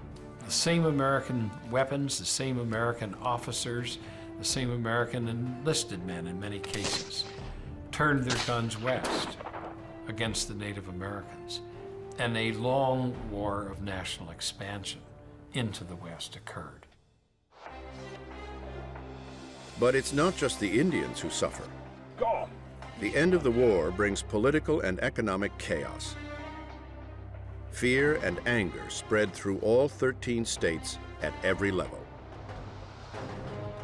People are tired out. The economy was in shambles. There was no currency at the end of the war. It had lost all its value. There's serious economic problems. The new United States is really a very fragile country. A lot of their leaders are very worried. Exactly how they're going to keep this group of states together is always a question. The only thing binding the states into a union are the Articles of Confederation, a very weak compact that assigns joint policy-making power to the Continental Congress. The Congress cannot, however, regulate trade, levy taxes, or issue currency. The Articles were drafted at the same time as the Declaration of Independence in 1776, but it took 5 years for the fiercely independent states to agree to even this feeble central authority. The government under the Articles of Confederation failed badly. There was no central chief executive. Congress had no power to tax. There were rebellions against authority. The revolution that started over British taxes has ended up with new conflicts over state taxes. Returning veterans are losing their farms to bankers and tax collectors.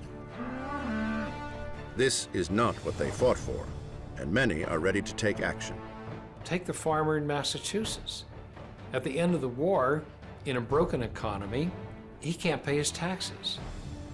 And the legislature says we can't retire the revolutionary debt, which is huge, without imposing taxes. So we have a very difficult situation here. It leads to Shays' Rebellion in 1786. Daniel Shays is a fed-up veteran and farmer from western Massachusetts. In August 1786, he leads 4,000 men on an armed insurrection against county and state courts to halt farm foreclosures. The same men who fought in the Massachusetts line in the Revolution are now fighting against their own government.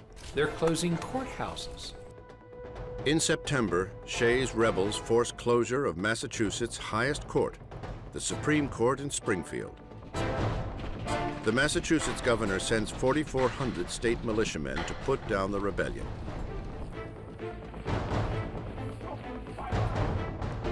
Okay, stand fast, lads. Stand fast. The soldiers easily rout Shays and his men with cannon fire and grape shot. 4 of Shays' men die. But the rebellion has made its point. The states are in chaos, and they had better unite behind some kind of central government. Fast. As a whole, this unit doesn't work yet. And if it doesn't find a way to work, what's going to be the mechanism that's going to ensure that that independence is preserved and secured? We, the people of the United States, in order to form a more perfect union, establish justice, ensure domestic tranquility, In the coming months, provide for the common defense, the quest for a more perfect union will begin. do ordain and establish this Constitution of the United States. These are the grand words that will soon introduce a brand new constitution to the people of a floundering nation. But finding grand words will be the easy part. The hard part will be coming up with a compact to satisfy all the competing interests before the whole noble experiment falls apart. May 1787, Philadelphia. It's now or never for the anything but United States of America. If they don't come up with a constitution to establish a functioning central government, the new nation will most certainly implode. The states send 55 delegates to a constitutional convention to repair the woefully inadequate Articles of Confederation. There are all kinds of questions about what's going to be the direction for this new nation. And you can't have 13 different answers, you need to have one answer. These men are charged with nothing less than devising a whole new system of government. The one thing they can agree on is to keep the proceedings secret to ensure candor and allow a full range of argument. Among the group are both new and old faces, including the most revered man in America. Washington is the presiding chairman, the president of the Constitutional Convention. His presence is very important for the legitimacy of this new Constitution. The last thing George Washington wanted to do after 8 grueling years of war was leave his beloved Mount Vernon home. At 55, he is tempted to rest on his laurels, but he is keenly aware that all his efforts could be undone if government doesn't change. I think Washington is nervous about what's going to happen to the country if they don't have a new form of government. He has a national vision of America. That's why he's important to be in that room. There are other visions in the room. Alexander Hamilton from New York is a brilliant 32-year-old war veteran and attorney. Benjamin Franklin, the great negotiator, now old, frail, but ever wise and reliable, joins the Pennsylvania delegation.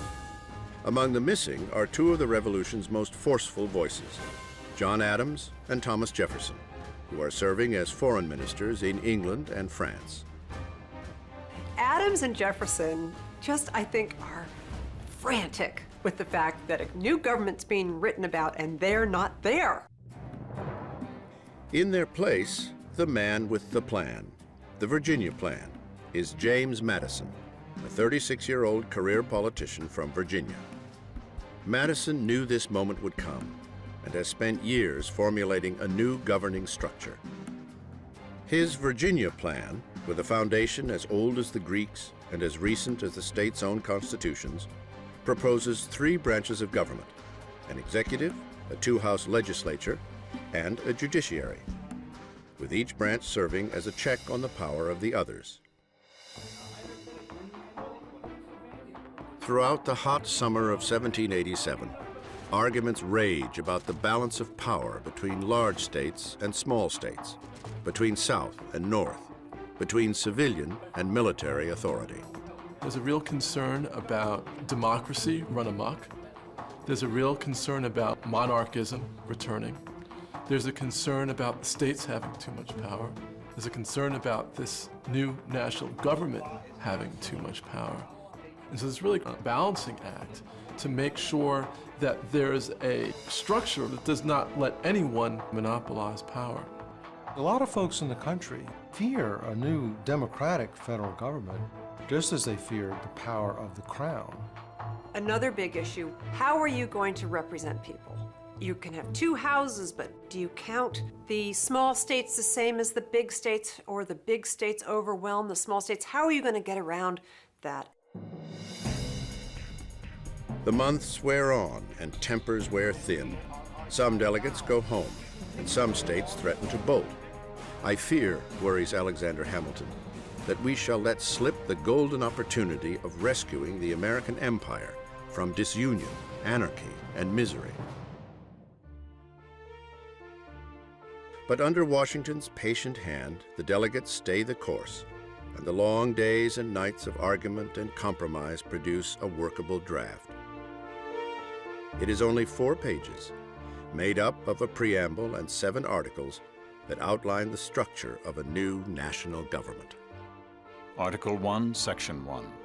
All legislative powers shall be vested in a Congress of the United States, which shall consist of a Senate and a House of Representatives. You can have 2 senators from each state, and they'll be sort of where the brains are. And representatives in the House of Congress will be apportioned by population. And that's where the virtue will lie, the sort of sense of what the people want. So if you have them both, you get the wisdom of the Senate and the virtue of the people. Article 2, Section 1. The executive power shall be vested in a President of the United States of America. He shall hold his office during a term of 4 years, and together with the Vice President... Washington chosen exerts for the his same greatest term. influence in fashioning the unprecedented role of an elected president. After years of wrangling with Continental Congress during the war, he knows better than anyone the need for a decisive executive. The president will execute the laws of Congress, and as a civilian, will act as the commander-in-chief of the National Army and Navy. Military tyranny, something they're determined to avoid. So the respect for civilian authority is something that plays a large role in the new Constitution. These first 2 articles, and the third, establishing a Supreme Court, form the heart of an unprecedented democracy. But the document also contains a blatant anomaly: slavery. Slavery was in clear counterpoint to the ideals of the Revolution, but these guys believed very strongly, particularly in the plantation economies, that slavery was the basis of their livelihood. Many of them felt that slavery was wrong. Those who were dependent upon it could not figure out a way to escape it. With the South threatening to secede, the delegates agreed to continue the importation of slaves for another 20 years. Another clause prohibits any state from harboring or freeing escaped slaves from their masters. For the purpose of counting population, slaves are defined as 3/5 of a person. Otherwise, they are property, not people. Even though slavery was such a hot topic of discussion at the convention, the word slave or slavery does not appear in that document at all. You will find slavery talked about, just not named. You know, they will use euphemisms like those not free, other persons, and so on. Slavery is so interwoven in the economy of the South that they just can't bring themselves to right this wrong. And they basically postponed the problem to be reckoned with on another day. That day became the Civil War. It was a pretty bad day. On September 17, 1787, 39 exhausted delegates signed the finished document. The Constitution they have fashioned to form a more perfect union is an imperfect compromise of visions, and few of the signers, if any, are truly satisfied. But with characteristic optimism, Benjamin Franklin sets aside his own reservations and fully endorses it. I think it will astonish our enemies who are waiting to hear that our states are on the point of separation. Thus I consent to this Constitution because I expect no better, and because I am not sure that it is not the best.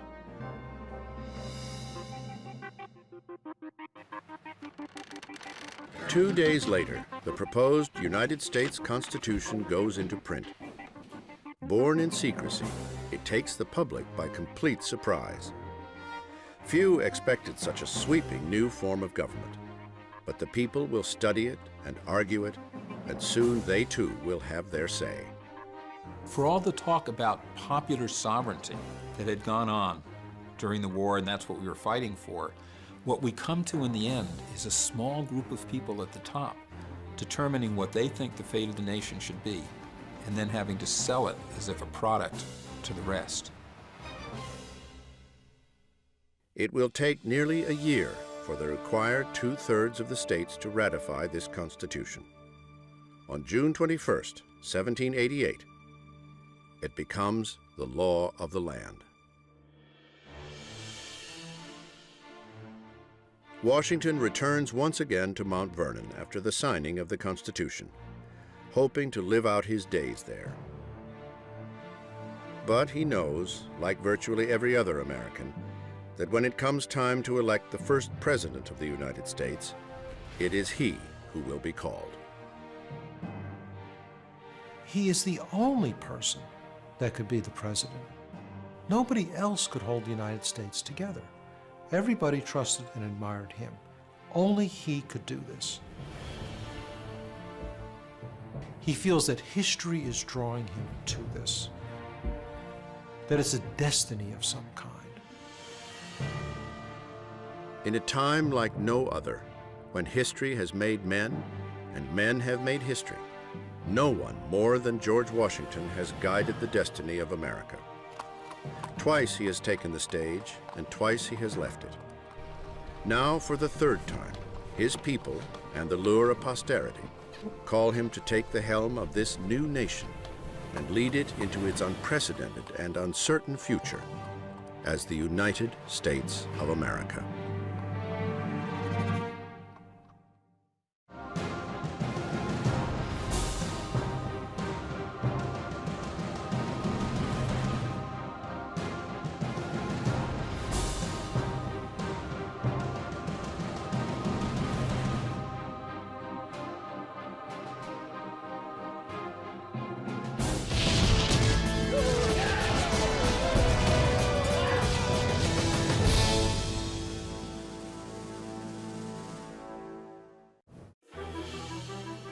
Mount Vernon, Virginia, April 16, 1789.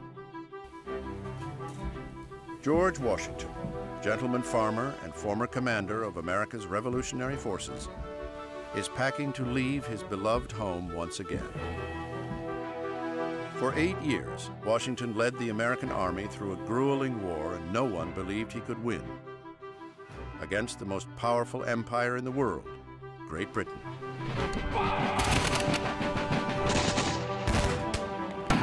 His army lost more battles than it won. But by sheer will and perseverance, they marched their way to ultimate victory. Now, at 57, nothing would make George Washington happier than to live out his days in the serenity of Mount Vernon. Washington has very much subordinated himself to the needs of the nation. He has made untold sacrifices. He really does intend to retire quietly to civilian life.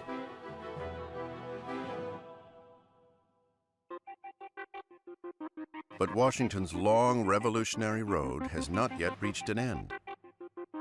For the former commander-in-chief of the Army has again been summoned into service by Congress and the country. He is off on a trip to New York City to be sworn in as the first president of the United States of a new America. Mob movements to the chair of government will be accompanied by feelings not unlike those of a culprit who is going to the place of his execution. So unwilling am I, in the evening of a life nearly consumed in public cares, to quit a peaceful abode for an ocean of difficulties. George Washington. Everybody tells George Washington it isn't that they think he should be the president. He must be the president.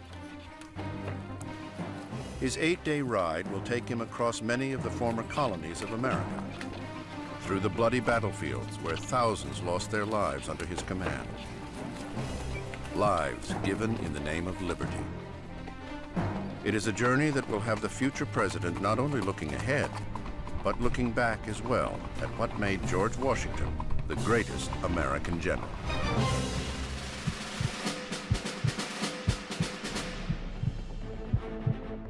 The year is 1775, 14 years earlier. The place, Continental Congress. George Washington is about to take center stage. 10 years of riots and rebellion have set the 13 American colonies ablaze.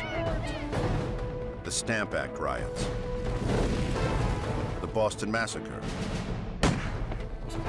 the Boston Tea Party. These have brought the British Army to American soil. Lexington, Concord, and the Battle of Bunker Hill have pitted citizen soldiers against the most powerful empire in the world. Now the colonists need an army and someone to lead it. June 15, 1775. John Adams, Massachusetts delegate and well-known revolutionary thinker, lays out a proposal: the creation of a professional army. And Adams calls for the immediate appointment of a commander to head up this new force. The choice is unanimous. A gentleman planter from Virginia, a hero in the French and Indian War of the 1750s, and the only delegate to show up every day in his military uniform, 43-year-old George Washington. Now, here's a very impressive guy. I mean, he wears his military uniform with great dignity, and of course he shows up making the point: I have military experience. I am a person who you can count on as your military commander. He has the image to do it. He's got the experience. He's from Virginia. They make him the commander-in-chief, and he modestly says, I'm really not equal to the task, and I'll just do my best. Later, there will be times when Congress will wonder if his best is good enough. But there were few men in 1775 with the experience and, most importantly, the character to take on the job of commander-in-chief. July 1775. 2 weeks after his appointment, Washington arrives in Cambridge, Massachusetts, to take charge of his soldiers, and is stunned by the condition of his so-called army. These men are ragged, disheveled, getting drunk on duty, no knowledge of how to handle a musket efficiently. There was no discipline, there was certainly no hygiene, very little structure. It was a mess. These are Washington's revolutionaries. These are the soldiers given him to defend against the British Army. He has precious little time to turn this woefully undisciplined, underprepared, undersupplied army into a force that can stand up against the strongest empire in the world.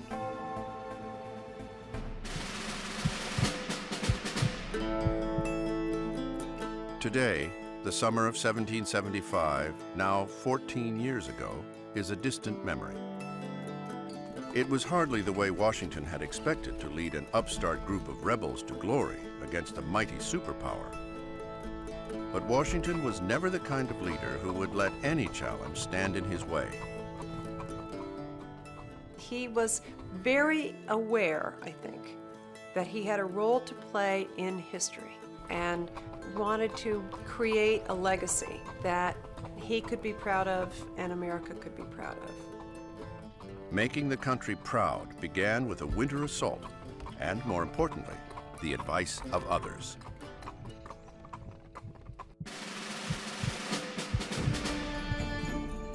Winter 1776.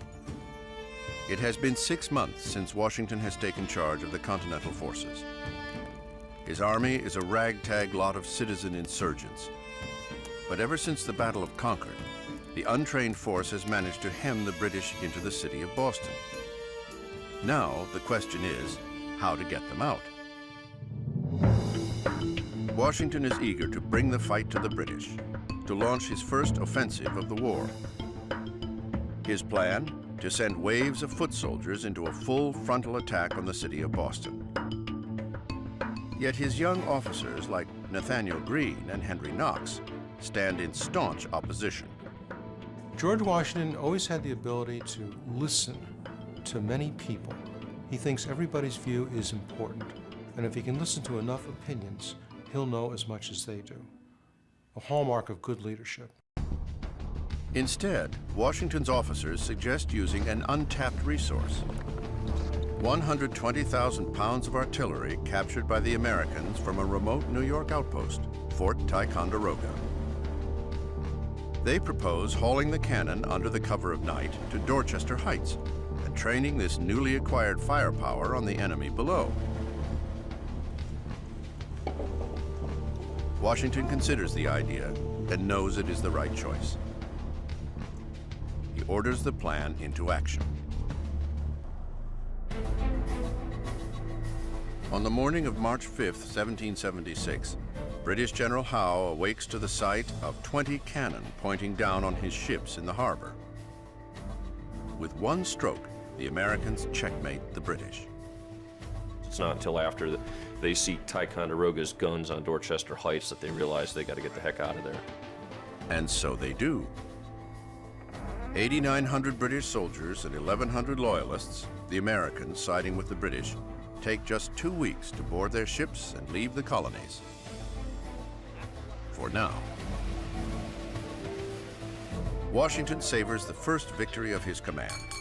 Boston, the beloved birthplace of the Revolution, is back in Patriot hands, thanks in no small part to the good sense and creativity of his young officers. But peering over his shoulder, just waiting for him to stumble, are a number of his more senior officers. Over time, Generals Charles Lee, Horatio Gates, and Benedict Arnold will each connive to undermine Washington's command.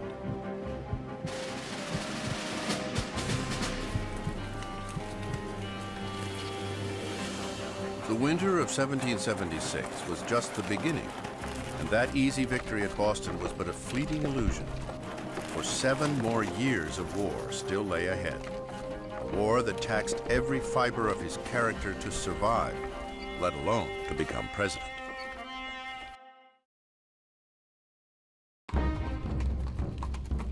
April 17th, 1789. A world-weary but resolute George Washington enters the second day of his journey to New York City, where he will soon be sworn in as the first president of the United States of America. Washington now heads to Baltimore, Maryland, where the great hero of the Revolution is greeted by 10,000 citizens at cannon salutes of the new nation he is destined to lead. There are a few people who are legends in their own time, and Washington was deservedly one of them. I am so much affected by this fresh proof of my country's esteem and confidence that silence can best explain my gratitude. George Washington. The road before him is daunting. It will wind through political territory never before explored by any man in history. But Washington and America have grown accustomed to blazing new trails, a course that was set some 13 years earlier.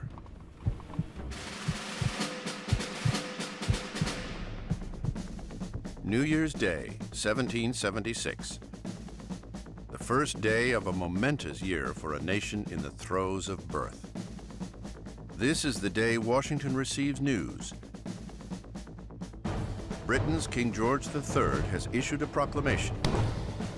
Crush the rebellion by any means necessary. They are words that only serve to steel the resolve of the general and his men, and are the first in a year marked by words. For now, a voice rises in the colonies that galvanizes the cause. Words from another Englishman. Words that will help lead the colonies out of rebellion and into revolution.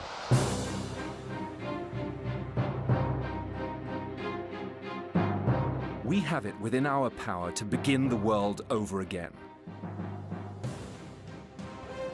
'Tis not the concern of a day, a year, or an age. Now is the seed time of continental union. The writer, Thomas Paine. The words, what Americans long to hear. It is a 46-page pamphlet titled simply Common Sense, and it spreads like wildfire throughout the colonies. Some say 100,000 copies of this were published. Translate that into population rates today, that would be like selling 20 million books through Amazon, Barnes & Noble. Paine's Common Sense releases the genie from the bottle. Words mixed with an idea to break totally with the king, to be independent. Suddenly, in every tavern, in every meeting house, everywhere people congregate, they're talking seriously about this idea. Should we go for independence or not? It is a potent tonic for a people in revolt. In the ranks of Washington's army, the transforming effect of the words is immediate. It touched everyone of that era. Everyone knew they had a stake in it, and it was perhaps the most glorious moment in the history of this country where people really did believe the birthday of a new world is at hand.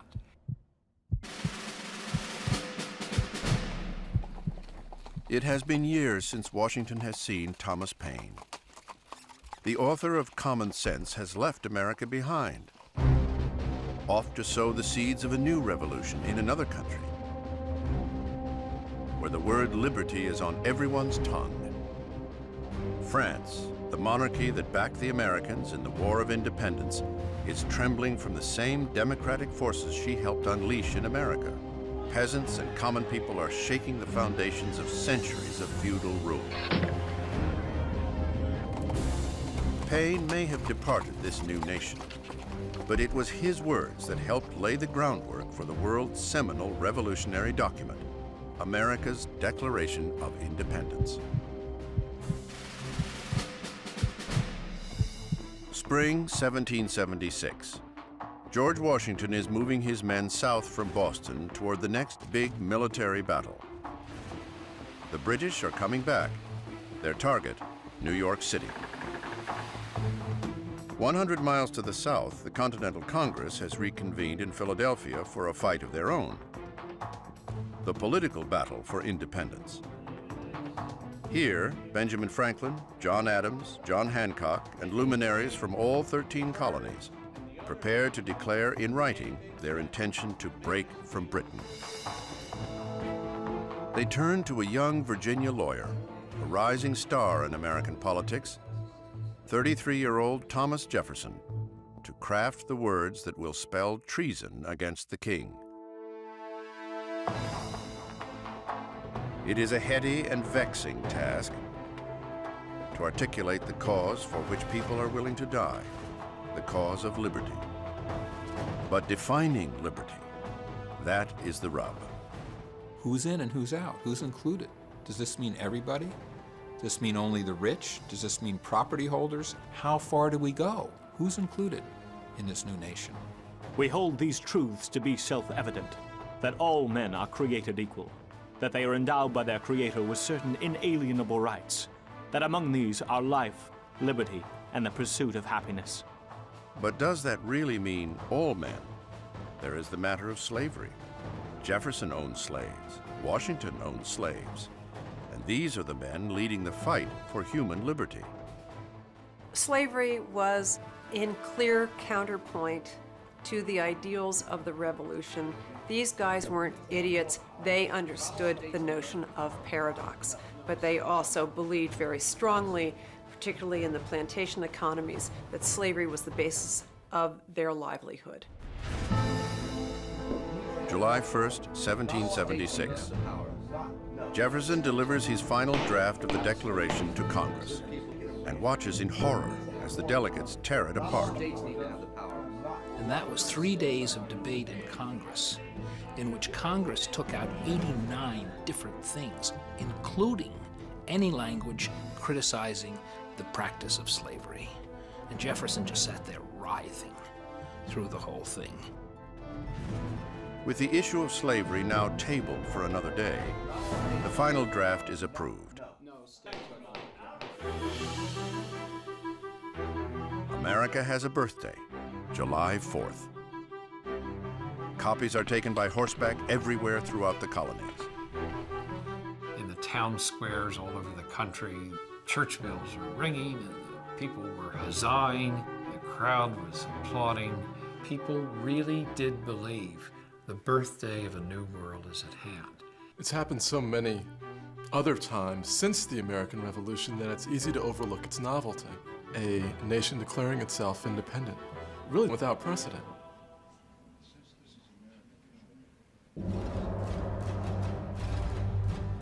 It is a decisive moment for every American, and an especially grave one for the commander of the Continental Army.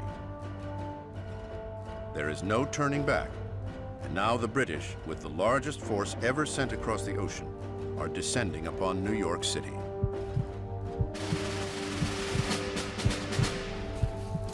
For Washington, that memorable year, 1776, is one he would rather forget. Because of the Declaration of Independence, history has recorded it as epic and glorious. But for Washington, it stands out as perhaps the most grueling and humiliating of his life.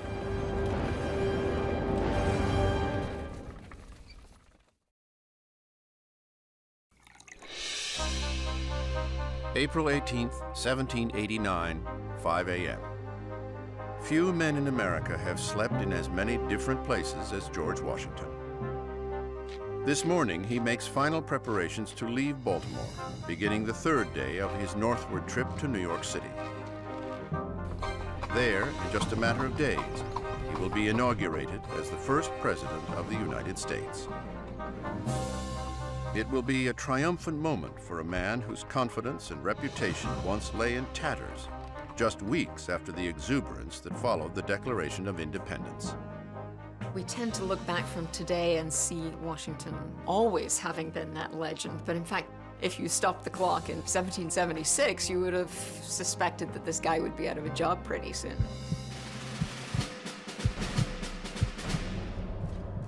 Summer 1776. The nation has been set afire with the idea of liberty. But at his headquarters in New York City, General George Washington is faced with the reality of what stands between the colonies and their independence. The British have returned, spectacularly. 130 warships and nearly 25,000 men sail into New York Harbor. When the British come in the summer of 1776, it's like Star Wars. It's the Empire Strikes Back. This is the most powerful military nation on Earth that is bringing that power to bear on you. It is a sight to unnerve even the most battle-hardened soldier. The British sailed past Manhattan and set up camp on Staten Island.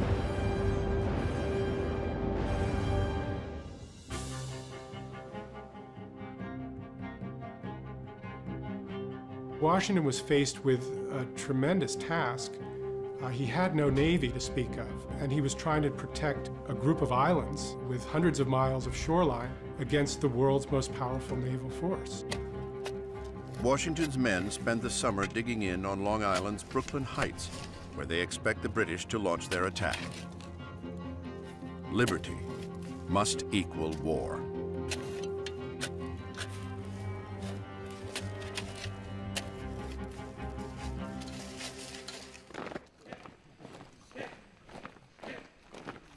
Late August 1776. In the early morning, the British commander, General William Howe, makes his move. More than 20,000 British soldiers march toward the American positions. It is their first head-on attack against Washington's army.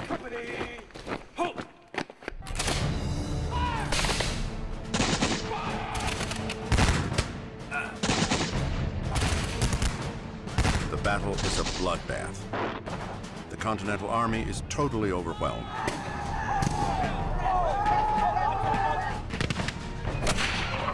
On this day, 300 Americans die, and another 1,000 are captured before beating a swift and chaotic retreat. Washington watches in shock as the best trained army in the world easily outmaneuvers his. In one stroke, the British have nearly destroyed the American army and put a quick end to the so-called War of Independence.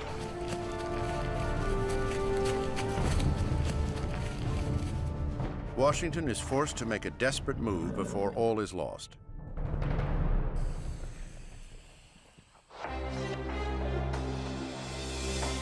Under cover of night, he orders an all-out retreat back to Manhattan.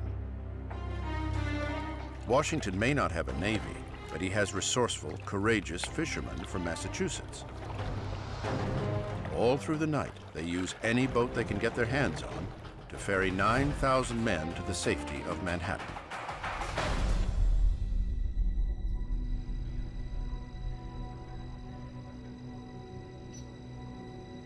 At dawn, the Americans receive one providential break. A strange and eerie fog sets in over New York Harbor. The British see and hear nothing as the last of the soldiers escape.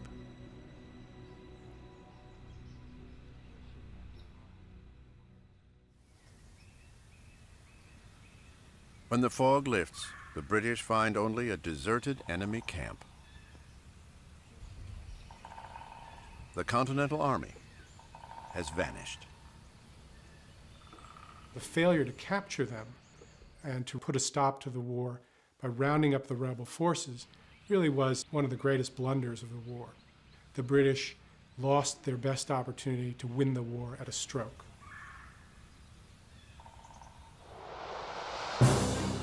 Washington's army is now an army on the run, and the British waste no time in launching a new offensive. In battle after battle, the Continental Army is overwhelmed by the superior power and sheer number of British forces. They are driven off the Isle of Manhattan.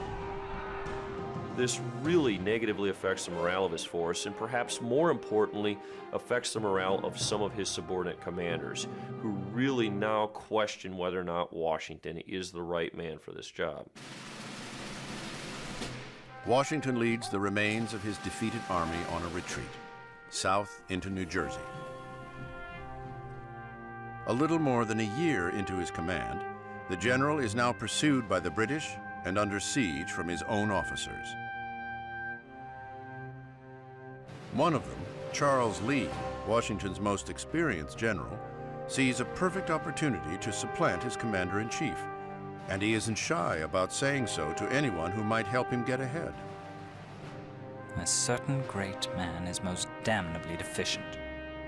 I foresaw all that has happened. Had I the powers, I could do much good. General Charles Lee.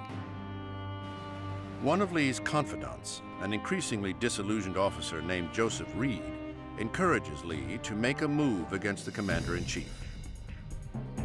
Washington is totally unaware of the designs of Lee and Reed. That is, until a courier delivers him the wrong letter. My dear Reed, I lament with you that fatal indecision of mind, which in war is a much greater disqualification than stupidity, or even want of personal courage. Eternal defeat must attend the men of the best parts, if cursed with indecision. General Charles Lee. Washington's response was to write to Reed and say, I opened this by accident, I thought it was official business, and to just try to smooth it over. I think all of these moments really just highlight the extraordinary equilibrium that he maintained. Washington lets it pass, but he now knows that his power is weakening, and that both British and American wolves are at his heels. As Washington flees across New Jersey, he fully realizes that this revolution might be over. He's a commander-in-chief of an army that has shrunk drastically. Congressmen write their wives and their friends letters saying that the game is just about up. They're fearful that this war is shortly going to be over. Washington had never been lower than those dark days of 1776. Others thought him destined for oblivion rather than legend. But legends are made from character and vision. Just when all seemed lost, he summoned both with one bold stroke.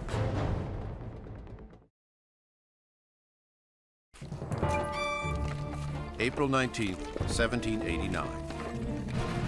Day 4 of George Washington's journey to New York City to become the first president of the United States. Leaving Maryland behind, he is heading toward Wilmington, Delaware. Washington crosses the fields and dells of America and passes the tributaries that lead to a river of great personal importance, the vital Delaware River, scene of one of Washington's greatest reversals of fortune, 13 years before.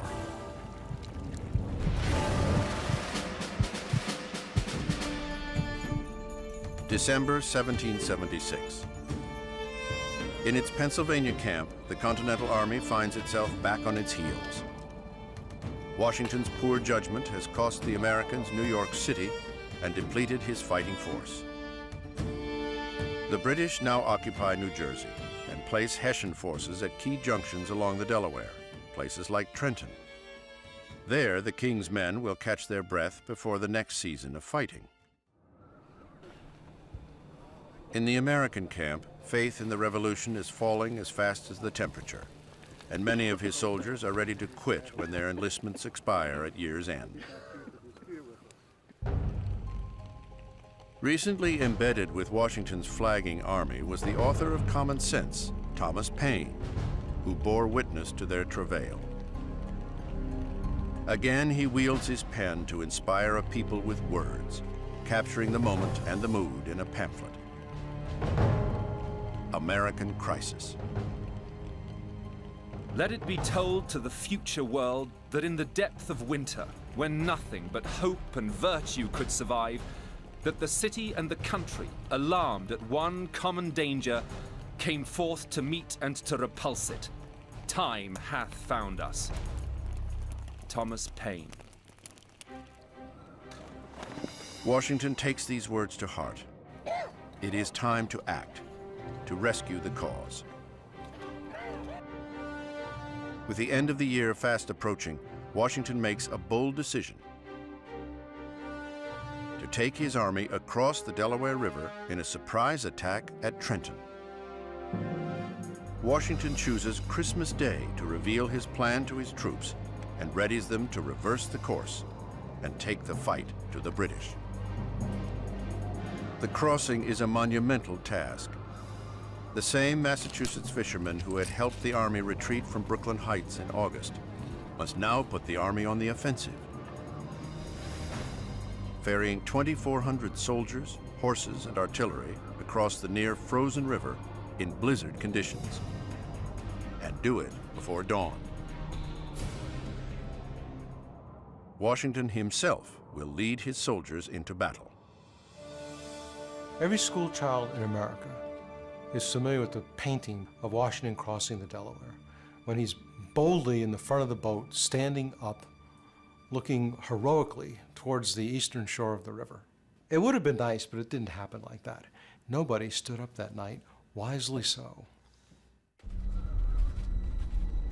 In worsening weather, the crossing takes forever. Yet the plan remains: get to Trenton by dawn. But there is still a 9-mile march ahead of the Continentals. Light or no light, Washington has everything riding on this. The soldiers, some with only rags on their feet, must push on.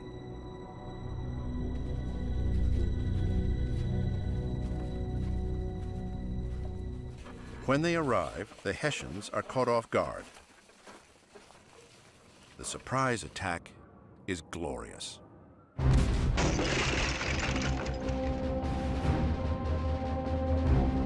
Battle of Trenton is a brutal encounter. The Americans surprise the Hessians, who tumble out of their barracks, grab their muskets, and attempt to defend themselves. The battle lasts less than an hour. The Hessians don't have a chance because they're surprised.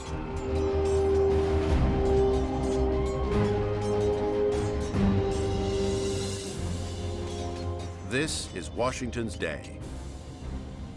He sends a resounding message to the British and Americans alike. The Continental Army is back, and I am its undisputed leader. Through most of the fall, there have been a number of officers who thought they could do his job better than he could, and a number of members of Congress who thought the same. That changes after Trenton.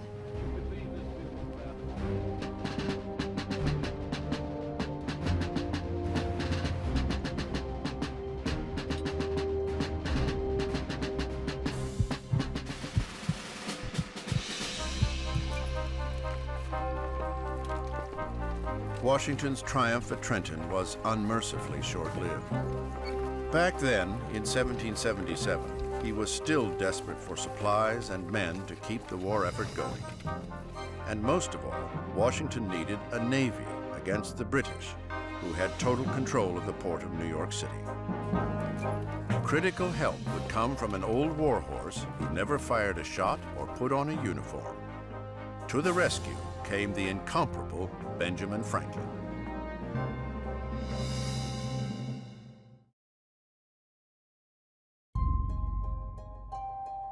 April 20th, 1789. The 5th day of George Washington's trip to New York City. His inauguration as the first president of the United States is just days away, and Washington expresses the optimism of a new nation to an old friend from France. I really entertain greater hopes than I have at almost any former period that America will not finally disappoint the expectations of her friends. George Washington. Washington and the United States owe a great debt to France and to the man who brought the European superpower to America's side 12 years earlier, Benjamin Franklin. It is winter 1777. Benjamin Franklin has just arrived in France on a secret mission. Franklin's writings and scientific discoveries have made him the most famous American in the world. Now his assignment is to use all his diplomatic skills to bring France's navy and treasury to America's side. It seems like a fool's errand when you think about it. Franklin is sent to an absolute monarchy to ask them to fund a revolution against a king. If anyone can bring the French on board, it is the wise and canny Franklin. But he needs Washington to appear as if he can win this war. Yet across the ocean in America, nothing could be farther from the truth. August 22nd, 1777, Hartsville, Pennsylvania. American scouts bring alarming news to Washington. The British fleet have entered the Chesapeake Bay and plan to launch an attack on Philadelphia, the capital of the newly confederated United States. Washington quickly moves his army south through Philadelphia to meet the British head-on. 3 weeks later, Washington positions his forces along the banks of a tributary to the Delaware River called Brandywine Creek. It is here that he will make his stand against the advancing British. September 11th, 1777. The Battle of Brandywine. Musket and artillery fire erupt between the two armies. 25,000 soldiers clash on the field. It is an intense and bloody battle.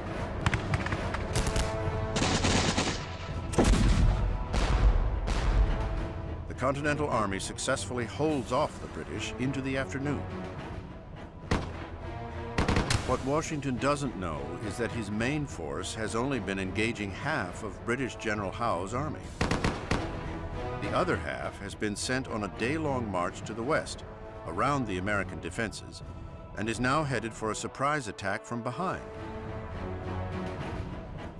The battle becomes a rout.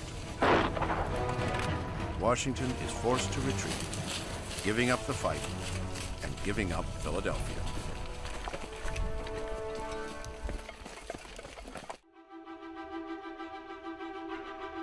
An ocean away in Paris, the loss of Philadelphia is hardly the news Benjamin Franklin needs to bring the French into the war.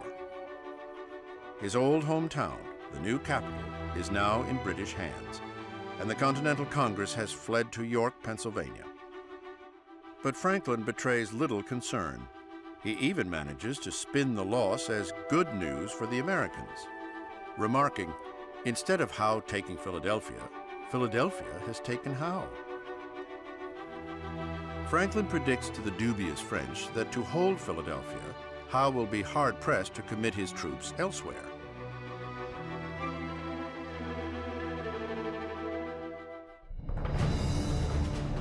While back in America, George Washington can hardly afford to be so cool. His humiliation emboldens the rivals in his ranks, most notably the head of the northern wing of the Continental Army, General Horatio Gates. Gates is a proud, though somewhat disheveled man. British-born, he left England's rigid military class structure 5 years earlier for a chance to gain glory in America. Gates sees his opportunity. He will make a stand against the British force that is cutting a swath through upper New York in their bid to gain control of the Hudson River, right into the fields of Saratoga.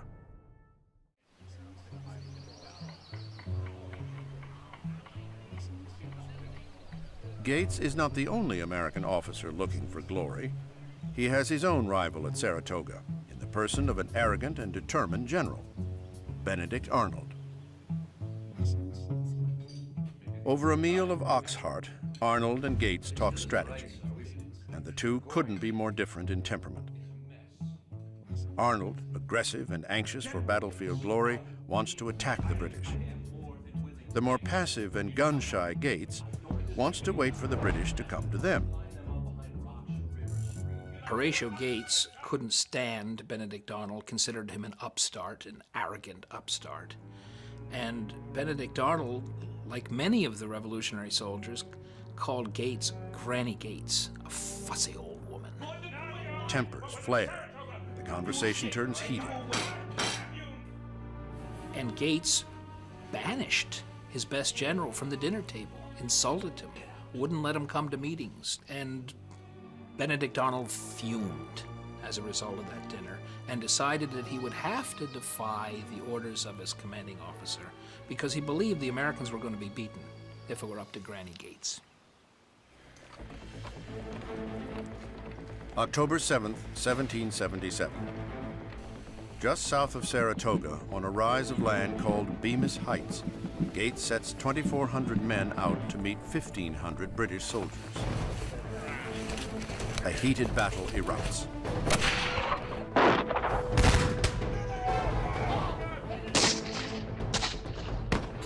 On the field, Benedict Arnold, in defiance of Gates' orders, leads an aggressive charge against the Royals.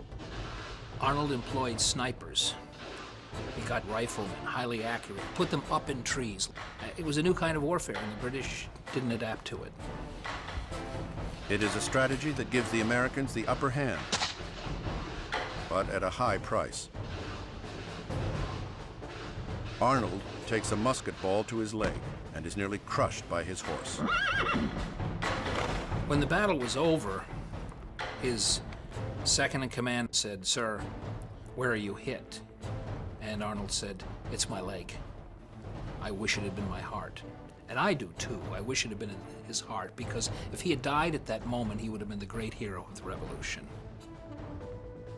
Arnold's battlefield daring has effectively destroyed Britain's northern force, while Gates had directed the battle from the safety of his desk. Yet it is Horatio Gates who takes the credit for the victory.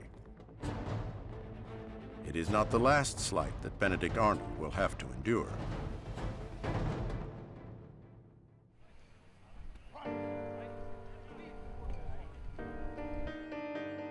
The British bid for supremacy of the Hudson River ends in surrender. Had General Howe sent reinforcements, the British might have won. But just as Benjamin Franklin predicted, Howe's army was stuck holding Philadelphia. Across the ocean in France, Franklin now has what he needs to bring the French on board. The news of victory at Saratoga is exactly what France's King Louis XVI has needed to hear. He pledges part of his army, and more importantly, his navy, to the American cause in what amounts to a declaration of war between France and England.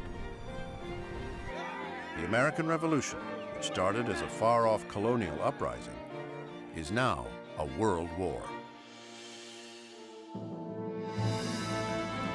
For Washington, the victory at Saratoga is both good news and bad.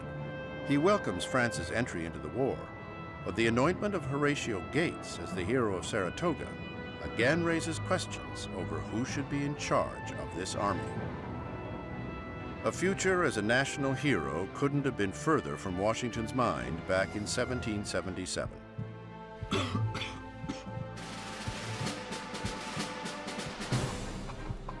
And he had another long winter to face at the much-storied Valley Forge.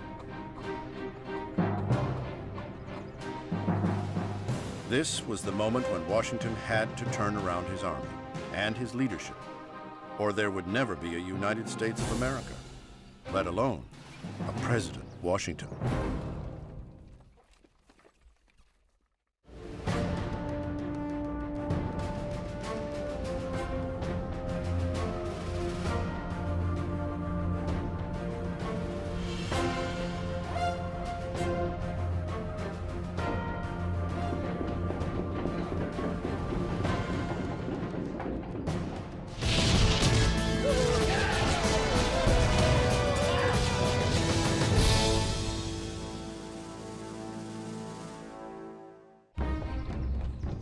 April 20th, 1789. George Washington, the former commander-in-chief of the Continental Army, has been called back into service by his new nation, the United States of America. For 8 years, Washington led the Continental Army through a war against the most powerful empire in the world. A war few believed he could win.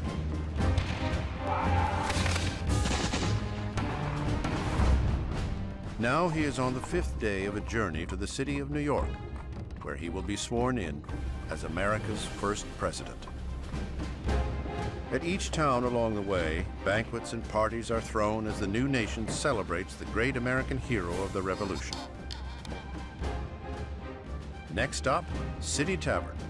The city, Philadelphia, Pennsylvania. Philadelphia, the former rebel capital, is a fitting halfway stop on Washington's journey. 11 years earlier, he faced one of his greatest challenges at a place just outside the city, a place that even now, in 1789, has become an American legend, a place called Valley Forge.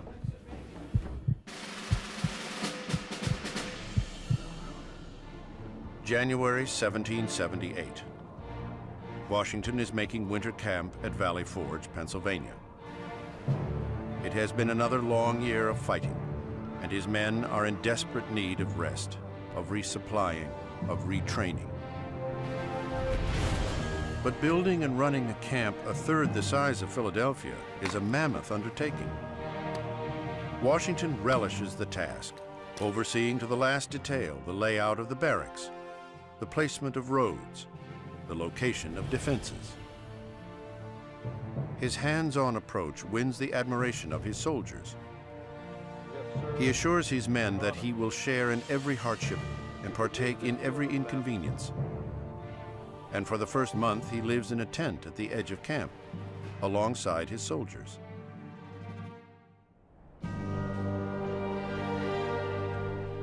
Yet, for all his efforts, supply shortages become a problem. Washington pleads with Congress for more aid, but to little avail. By February, 2,500 soldiers are dead from disease, more than have been killed in battle since the war began. Thousands of others are stricken with sickness and hunger. Washington will need help to turn this looming disaster around. In mid-February, a new recruit arrives in camp. A foreign officer sent by the Continental Congress to lend badly needed experience to the cause. He calls himself Frederick William Augustus Heinrich Ferdinand Baron von Steuben, and wears a bejeweled cross representing an honorary knighthood from Prussia.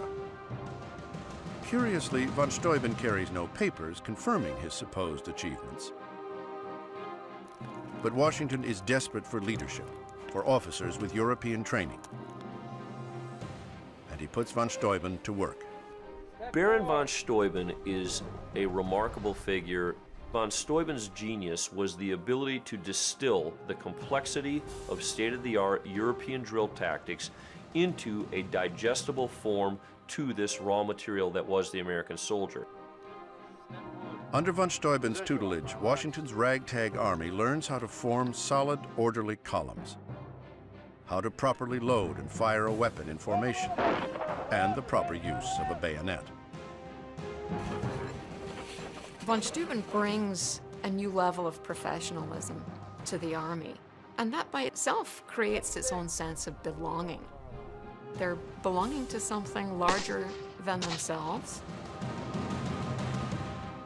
Every soldier is taught von Steuben's techniques, which become the basis of the Army's first training manual.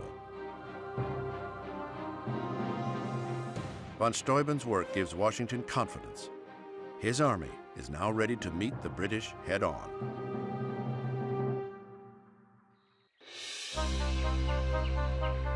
With the spring thaw comes news that the British are pulling out of Philadelphia and marching overland back to New York City. Britain's arch-enemy, France, has recently entered the war, and from his headquarters in Philadelphia, General Henry Clinton, Britain's new commanding officer, fears that an approaching French fleet will blockade New York City. He is determined to protect the city at all costs. Washington, eager to avenge his loss of Philadelphia the year before, decides to go on the offensive against the British as they cross New Jersey. His army has been trained and turned into a new and hard-fighting army. And that army and its commander are now convinced that they can beat any army on the face of the earth, and they are eager for the fight. And that fight comes on one of the hottest days of the war. June 28, 1778. In a searing heat, the Continental Army catches up with the British at a New Jersey crossroads called Monmouth Courthouse. Washington's second in command on this day is another of his old nemeses, General Charles Lee. Lee is charged with leading the advance force, while Washington forms a second wave of 7,000 soldiers 7 miles behind. 3 hours into the fight, Washington waits near the front line of battle where he encounters Lee's soldiers, who appear to be in retreat. Lee was not attacking. What was going on here? In fact, Lee had no battle plan. Nothing. He was hopeful of victory somehow. It's obvious to all the men at Monmouth that there is no plan. The men retreat. In a fury, Washington rides ahead and intercepts General Lee himself. Nobody accurately knows what Washington said, because it was almost sacrilegious to write down when George Washington swore. And whatever he called Lee, it was enough for Lee to get the idea and to get out of there.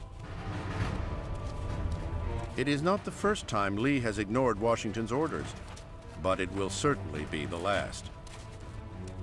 Lee retires to the rear in shame.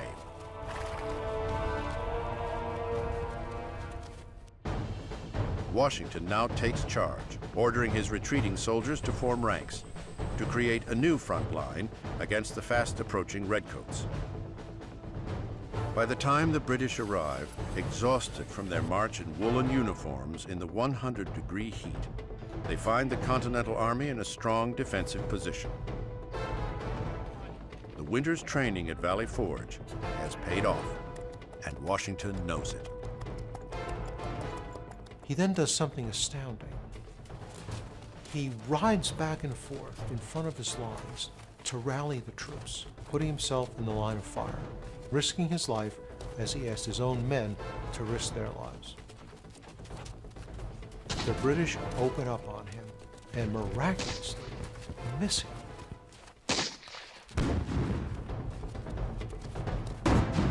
The Battle of Monmouth erupts. More than 20,000 soldiers clash continuously for 5 hours in the brutal heat, longer than any other battle of the war. In some of the most intense fighting these men have ever seen. Sunstroke kills as many as musket balls.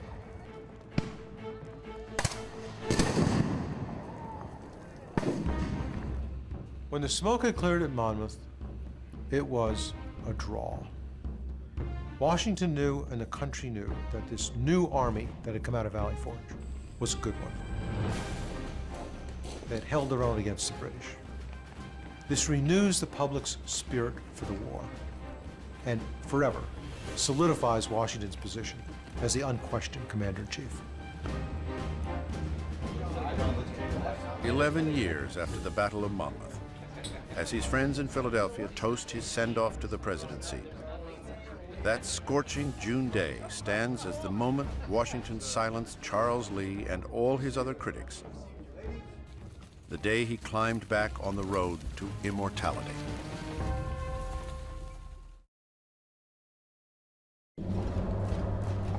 April 21st, 1789. Day 6 of George Washington's journey to New York City gets underway. As he leaves Philadelphia, Washington is reminded of the man he personally appointed to run the city. A bold and brave American general he once admired and respected, and now despises more than any other man. Benedict Arnold, one of the most troubled and treacherous characters of the Revolution.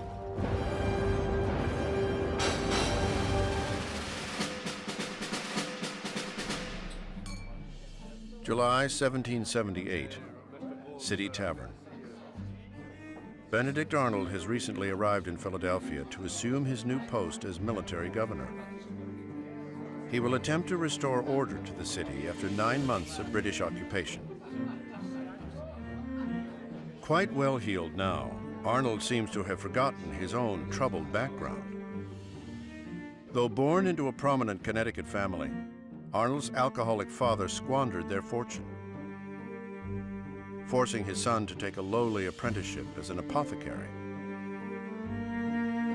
The determined young boy grew to become a successful yet angry man with ambitions of becoming a gentleman, and once war broke out, a hero.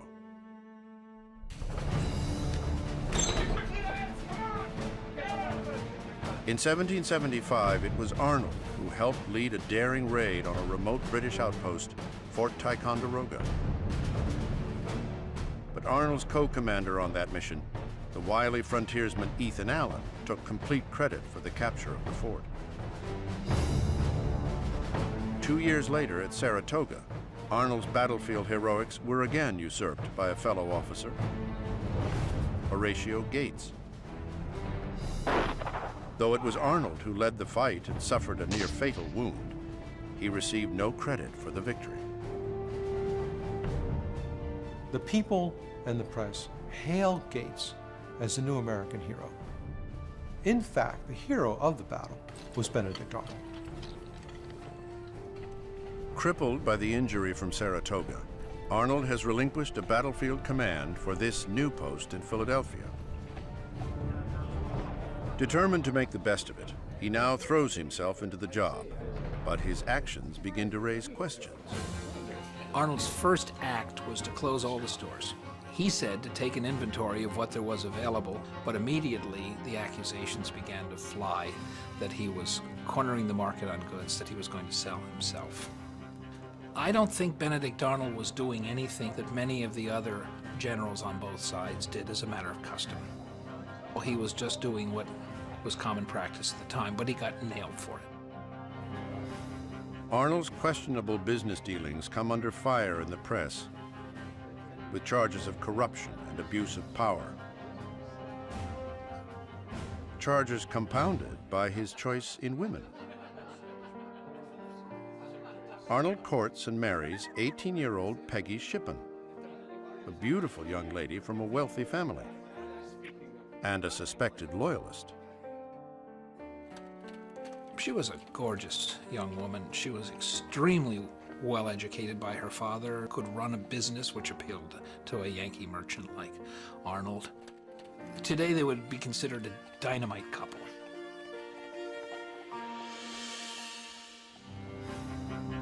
But they are a couple under intense scrutiny. In an overheated political climate, the cries against Arnold's actions escalate for nearly a year. They are charges that will have to be answered. March 5th, 1779, Benedict Arnold stands in the Continental Congress, called by a special investigative committee to answer the accusations levied against him. In his mind, he is yet again underappreciated, his honor unfairly tarnished. His statement is really a recitation of all that he did and all that he had lost. He'd been crippled for life. He'd been passed over for promotion several times, and he thought he had lost his honor with its lingering cloud over him. Arnold's impassioned defense vindicates him in front of Congress. But the charges just won't go away. Leading the attack against Arnold is Joseph Reed, formerly one of Washington's trusted officers, now the acting governor for the state of Pennsylvania. Reed threatens to withdraw Pennsylvania's support for the war if Washington refuses to take action against Arnold. And George Washington is forced to weigh in. The commander-in-chief wants to give the talented Arnold a well-deserved field command, but he needs Pennsylvania's support and agrees to issue a written rebuke to Arnold. Once the affair blows over, he can give Arnold the intended promotion.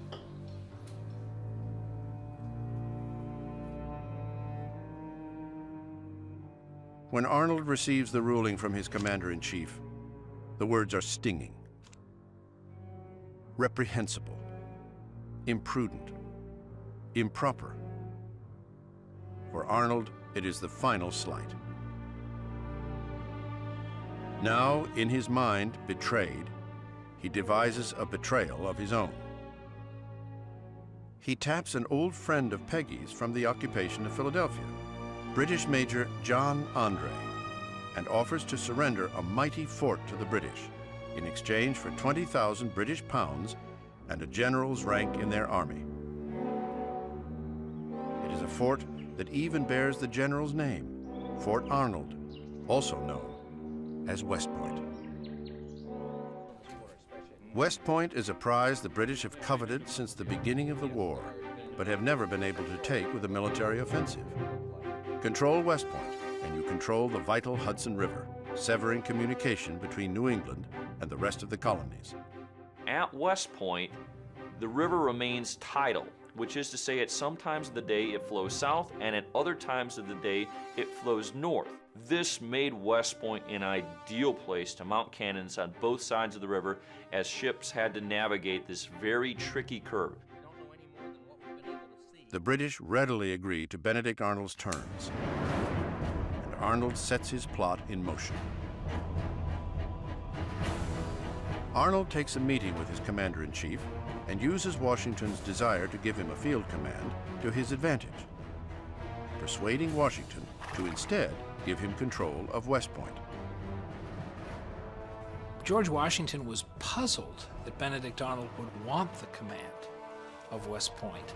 Washington wanted to put him back into the line of battle, but Arnold insisted on West Point because that was the deal with the British. Now in charge of West Point, Arnold prepares detailed information on the fort and sets a meeting with the enemy. September 21st, Benedict Arnold and his British contact, Major John Andre, come face to face along the banks of the Hudson River.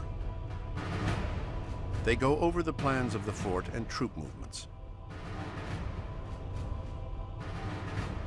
Arnold's treason is now complete. I think the biggest misconception about Arnold's treason is he did it for the money. I don't think he did. I don't think it was as simple as that. He did it for his pride. The money was secondary. Arnold will now wait for the moment when he and Peggy can slip quietly behind the British lines. But news is about to arrive that will change everything.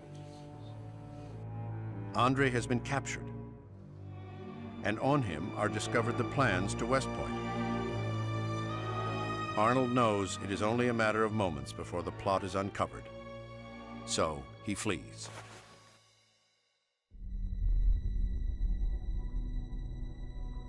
Just a few miles away, a familiar figure is making his way towards a breakfast meeting with a trusted general.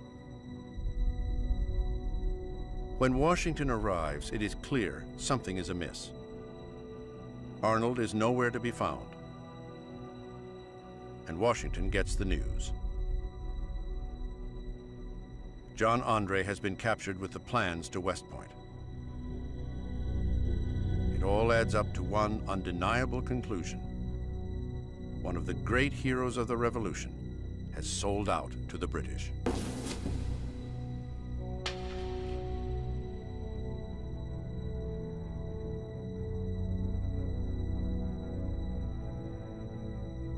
In British-held New York City, there is a new officer in their ranks, Brigadier General Benedict Arnold. His loving wife, Peggy, forced in shame from Philadelphia, now by his side.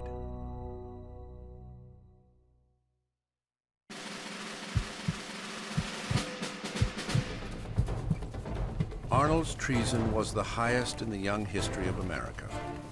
It was an act that shook George Washington to the core. That one of his highest-ranking generals could betray the cause forever raised the question, who else might be considering the same?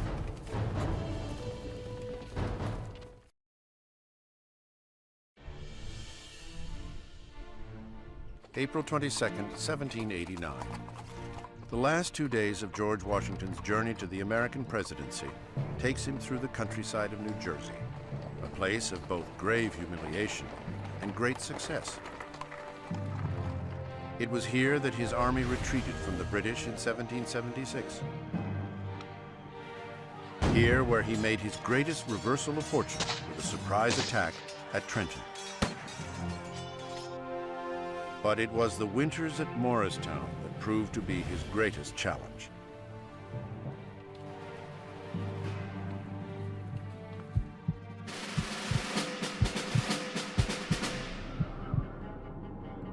Morristown, 1780. Washington has just received a dispatch from his Southern army. They have been forced to surrender. Nearly 5,000 soldiers have fallen to the British at Charleston, South Carolina.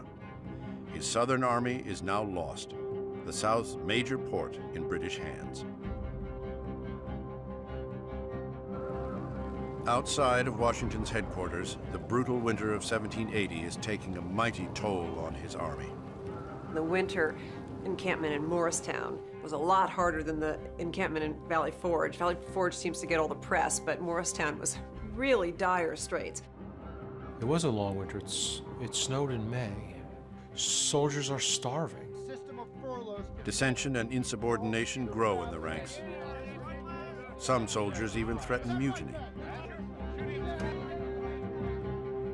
Washington must step forward and rescue his command from the threat of chaos.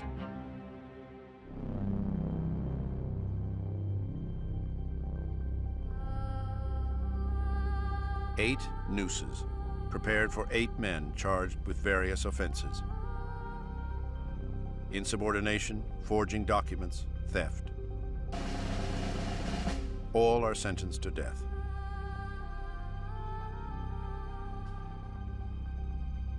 Washington orders the execution held before the entire camp for all his men to see. It is a carefully choreographed event. Washington wanted to use capital punishment particularly sparingly, but he also knew it was great theater. All 8 were put on top of the gallows. Their graves had been dug in front of the gallows, and their coffins, which he ordered manufactured, placed next to the graves.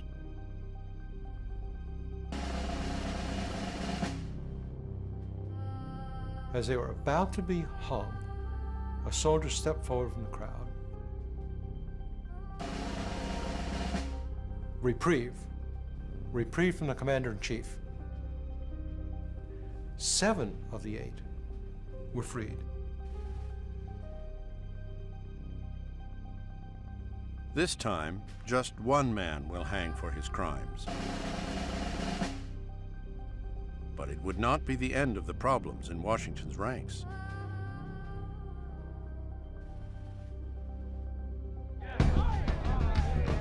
One year later, it happens again. Mutiny erupts. Now it appears as if the Continental Army is unraveling, and without the army, there is no revolution. Washington takes swift and decisive action.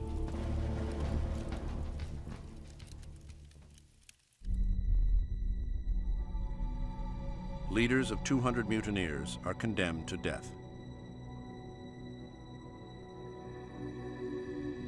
And to carry out the task of execution, Washington orders a group of the other mutineers to form the firing squad, to pull the trigger on their own comrades in arms. It is a psychologically devastating punishment.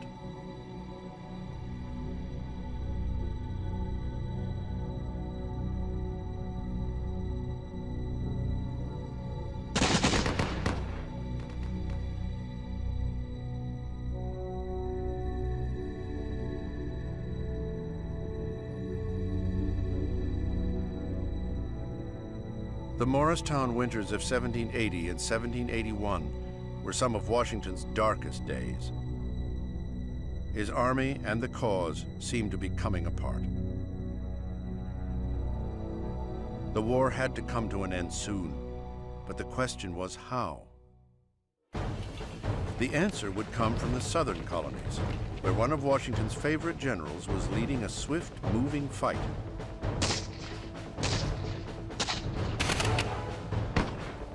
February 1781, North Carolina. Major General Nathaniel Greene is in the thick of a campaign against British General Charles Cornwallis. Rhode Island's native son and his force of 1,000 are traveling light, using guerrilla tactics against the heavily laden British Southern Army. A backwoods game of cat and mouse that wears the redcoats down. The fights are few, but take a heavy toll. The Battle of Guilford Courthouse in North Carolina costs the British a quarter of their troops. By the summer, Cornwallis is spent. His weakened army limps into a small Virginia port named Yorktown.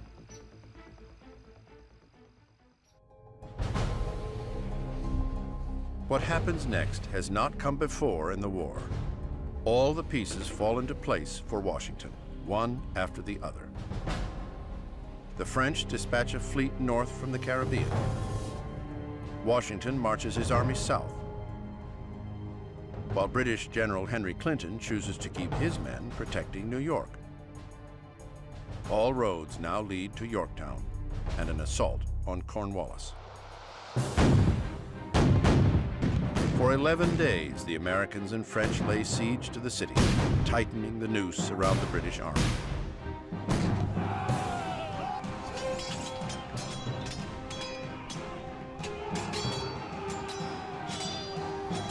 Surrounded, cut off, and unsupported, it is only a matter of time until the British supplies run out, until they must yield and surrender.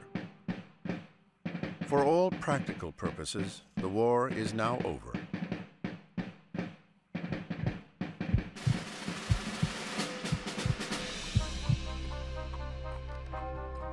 Now, 7.5 years later, the victorious general who led his nation's soldiers on the battlefield, and 2 years later, its politicians through a constitutional convention, is about to begin the third act of his remarkable revolutionary life.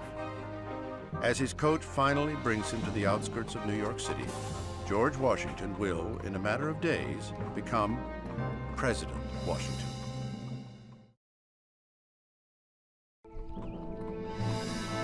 April 23, 1789. George Washington enters the 8th and final day of his journey across many of the American states. A journey to the city of New York, where he will be sworn in as the country's first president. If there was ever a question in Washington's mind of the admiration the young nation has for him, this ride serves as testament to his fame. The newspapers of the era printed George Washington's route. There was no television at that time. There was no CNN, no radio. But the newspapers were read by everybody. So the entire country knew where he was going and what time. The highways are filled with people who have ridden days just to see him. They bring their grandchildren so that their grandchildren can tell their grandchildren to tell their grandchildren they actually saw George Washington, this great national hero. It is a much-deserved hero's welcome for the former commander-in-chief and soon-to-be leader of the new nation. A nation that won a war, but still has a long road to travel.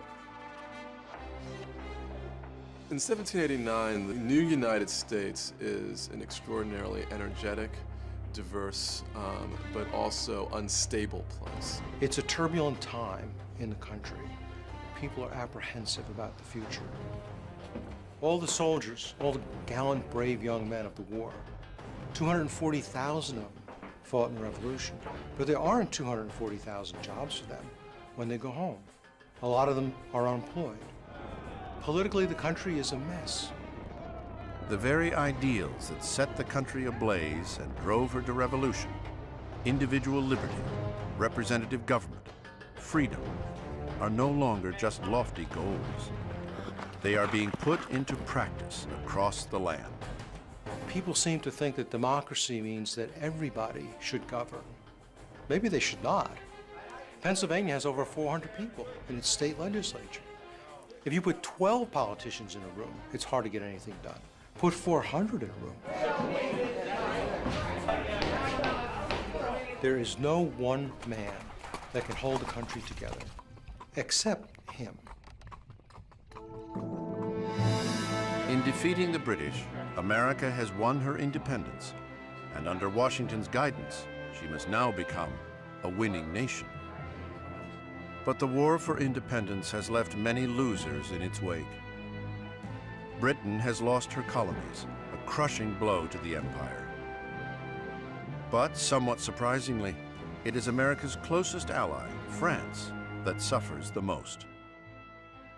The French are kind of left holding the bag in this conflict. The French aid for the American war has generally been estimated at something like $13 billion in today's dollars. We wouldn't have had any uniforms, we wouldn't have had any munitions without the French. But from the French point of view, they are bankrupted by our war, and of course it will have disastrous consequences for them. France, in 1789, bankrupt and weakened, is hit by an even greater wave, as the democratic earthquake that ripped the American colonies for Britain hits France's shores with a vengeance. Peasants and commoners alike rise up against the monarchy. Tearing down centuries of feudal rule, the French people hold their own revolution. Back in the colonies, restoring peace in the wake of a wrenching war is first and foremost in Washington's mind. In a war between brothers, where people have been forced to take sides, those who chose to remain with the crown, the Loyalists, have to come to grips with their loss. And many are still on American soil. It does take several years for the Loyalists who stay in the newly established United States to be reincorporated as members of the society. But one of the things you don't see in this country is a massive retaliation against the Loyalists. And that is due to the nature of the American Revolution and to its leadership. This is the country Washington will have to govern, a country in need of peace between Loyalists and patriots. A country where many African Americans, participants in the struggle for national independence, find themselves still in the bonds of slavery. Where American Indians, Many who sided with the Patriot cause find themselves forced out of the national dialogue. It is a complicated picture indeed. Nobody had created a republic that was this big geographically or contained so many different types of people. It really threw the rules of what a democracy, what a republic could be out the window and said, we're going to change all of that. The final day of George Washington's journey nears its end. He makes one final crossing, leaving New Jersey on a barge that carries him to the city of New York. Alongside his barge is a barge full of Continental soldiers. In another barge is a choir of men and women. And he notices that the old standard, God Save the King, has now been translated into God Save George Washington. He had considered himself father of the army. The next logical step to him would be to be the father of his country. The inauguration of George Washington, the great hero of the Revolution, is just days away.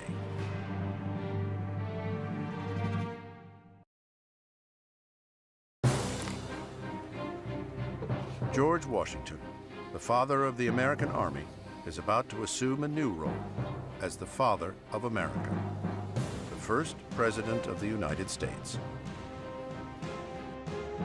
It is April 30th, 1789, and today he will be sworn in at New York City's Federal Hall, the final step in his long journey, a journey no other man has known.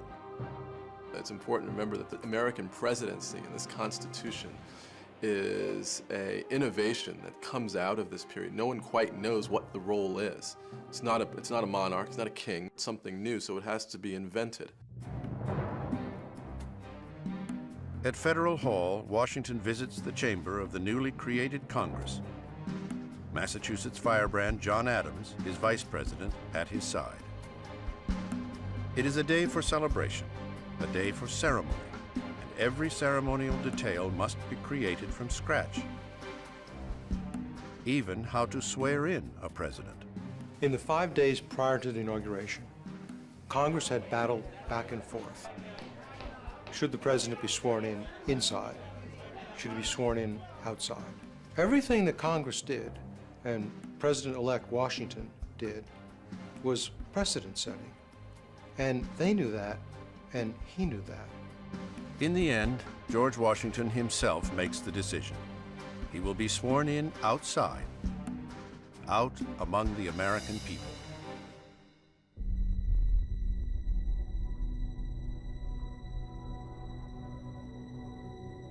April 30th, 1789, America's first inauguration. George Washington takes his position on the balcony at Federal Hall. Thousands look on. Months of planning have led to this moment, though there is one small detail that has been overlooked. In all the planning, they forgot to get a Bible. At the last minute, somebody runs 2 blocks to a fraternal organization and borrows their Bible to tell them George Washington is going to be sworn in on it. With everything now in place, the ceremony begins.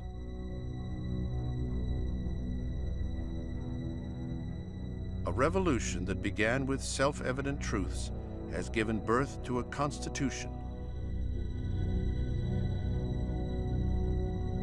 and a leader to preserve, protect, and defend it.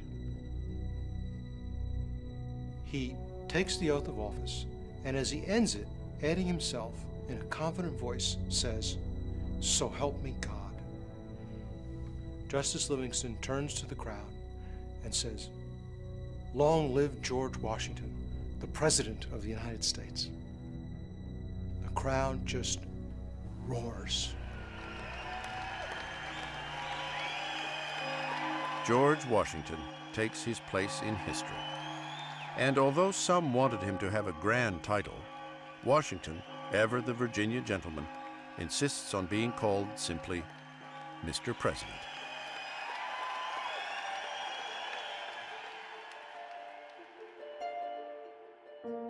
no one knew whether this was going to work.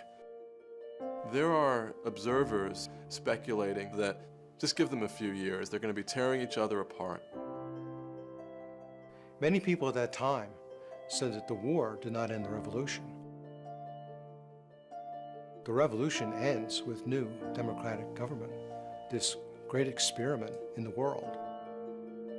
The inauguration of George Washington was not the end of the story. It was just the start of the story.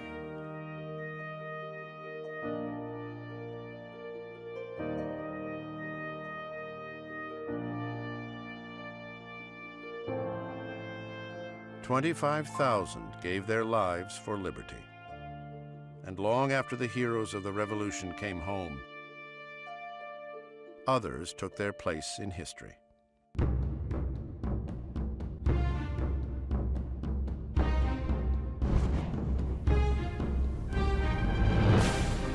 John Adams, the great firebrand of the Revolution, became the second President of the United States. He died, somewhat fittingly, on Independence Day, July 4th, 1826, reportedly saying, "Thomas Jefferson survives." But that was not the case. 5 hours earlier, on that same day, Thomas Jefferson, the third President of the United States, whose Louisiana Purchase doubled the size of America with a single stroke, died at the age of 83 at his home, Monticello.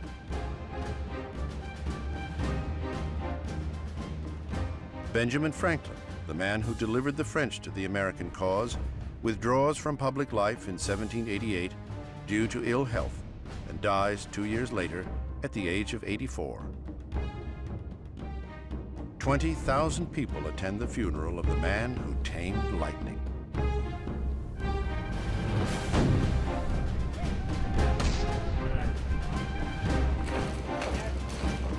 British Commander-in-Chief Henry Clinton returned to England after the crushing loss at Yorktown, where he received a very cool reception.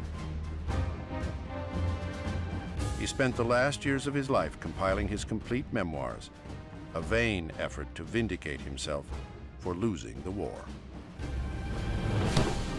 Britain's King George III, never able to crush the American rebels, went mad and was deemed mentally unfit to rule for the final decade of his reign.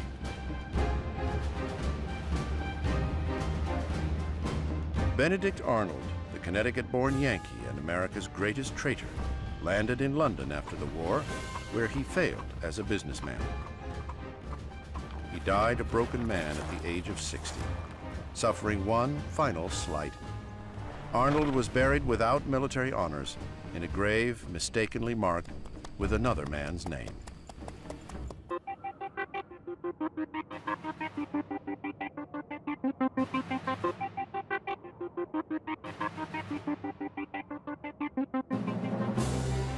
Frederick William Augustus Heinrich Ferdinand Baron von Steuben, the man who almost single-handedly whipped Washington's army into shape over the winter at Valley Forge, was rewarded for his efforts with 16,000 acres of land in upper New York State. He died there a bachelor in 1794.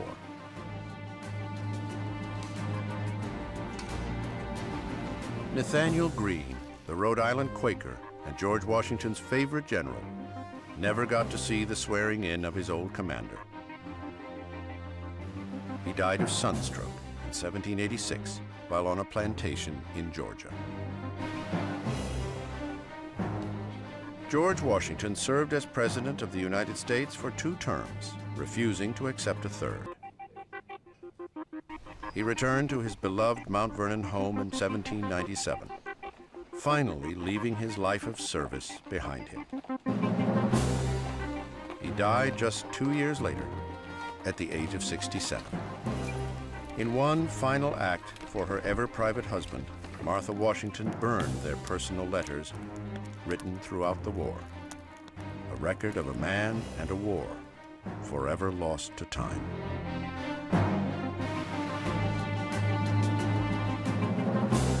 The American Revolution, a colonial rebellion, a revolution of ideas, a revolution between brothers. A revolution for independence.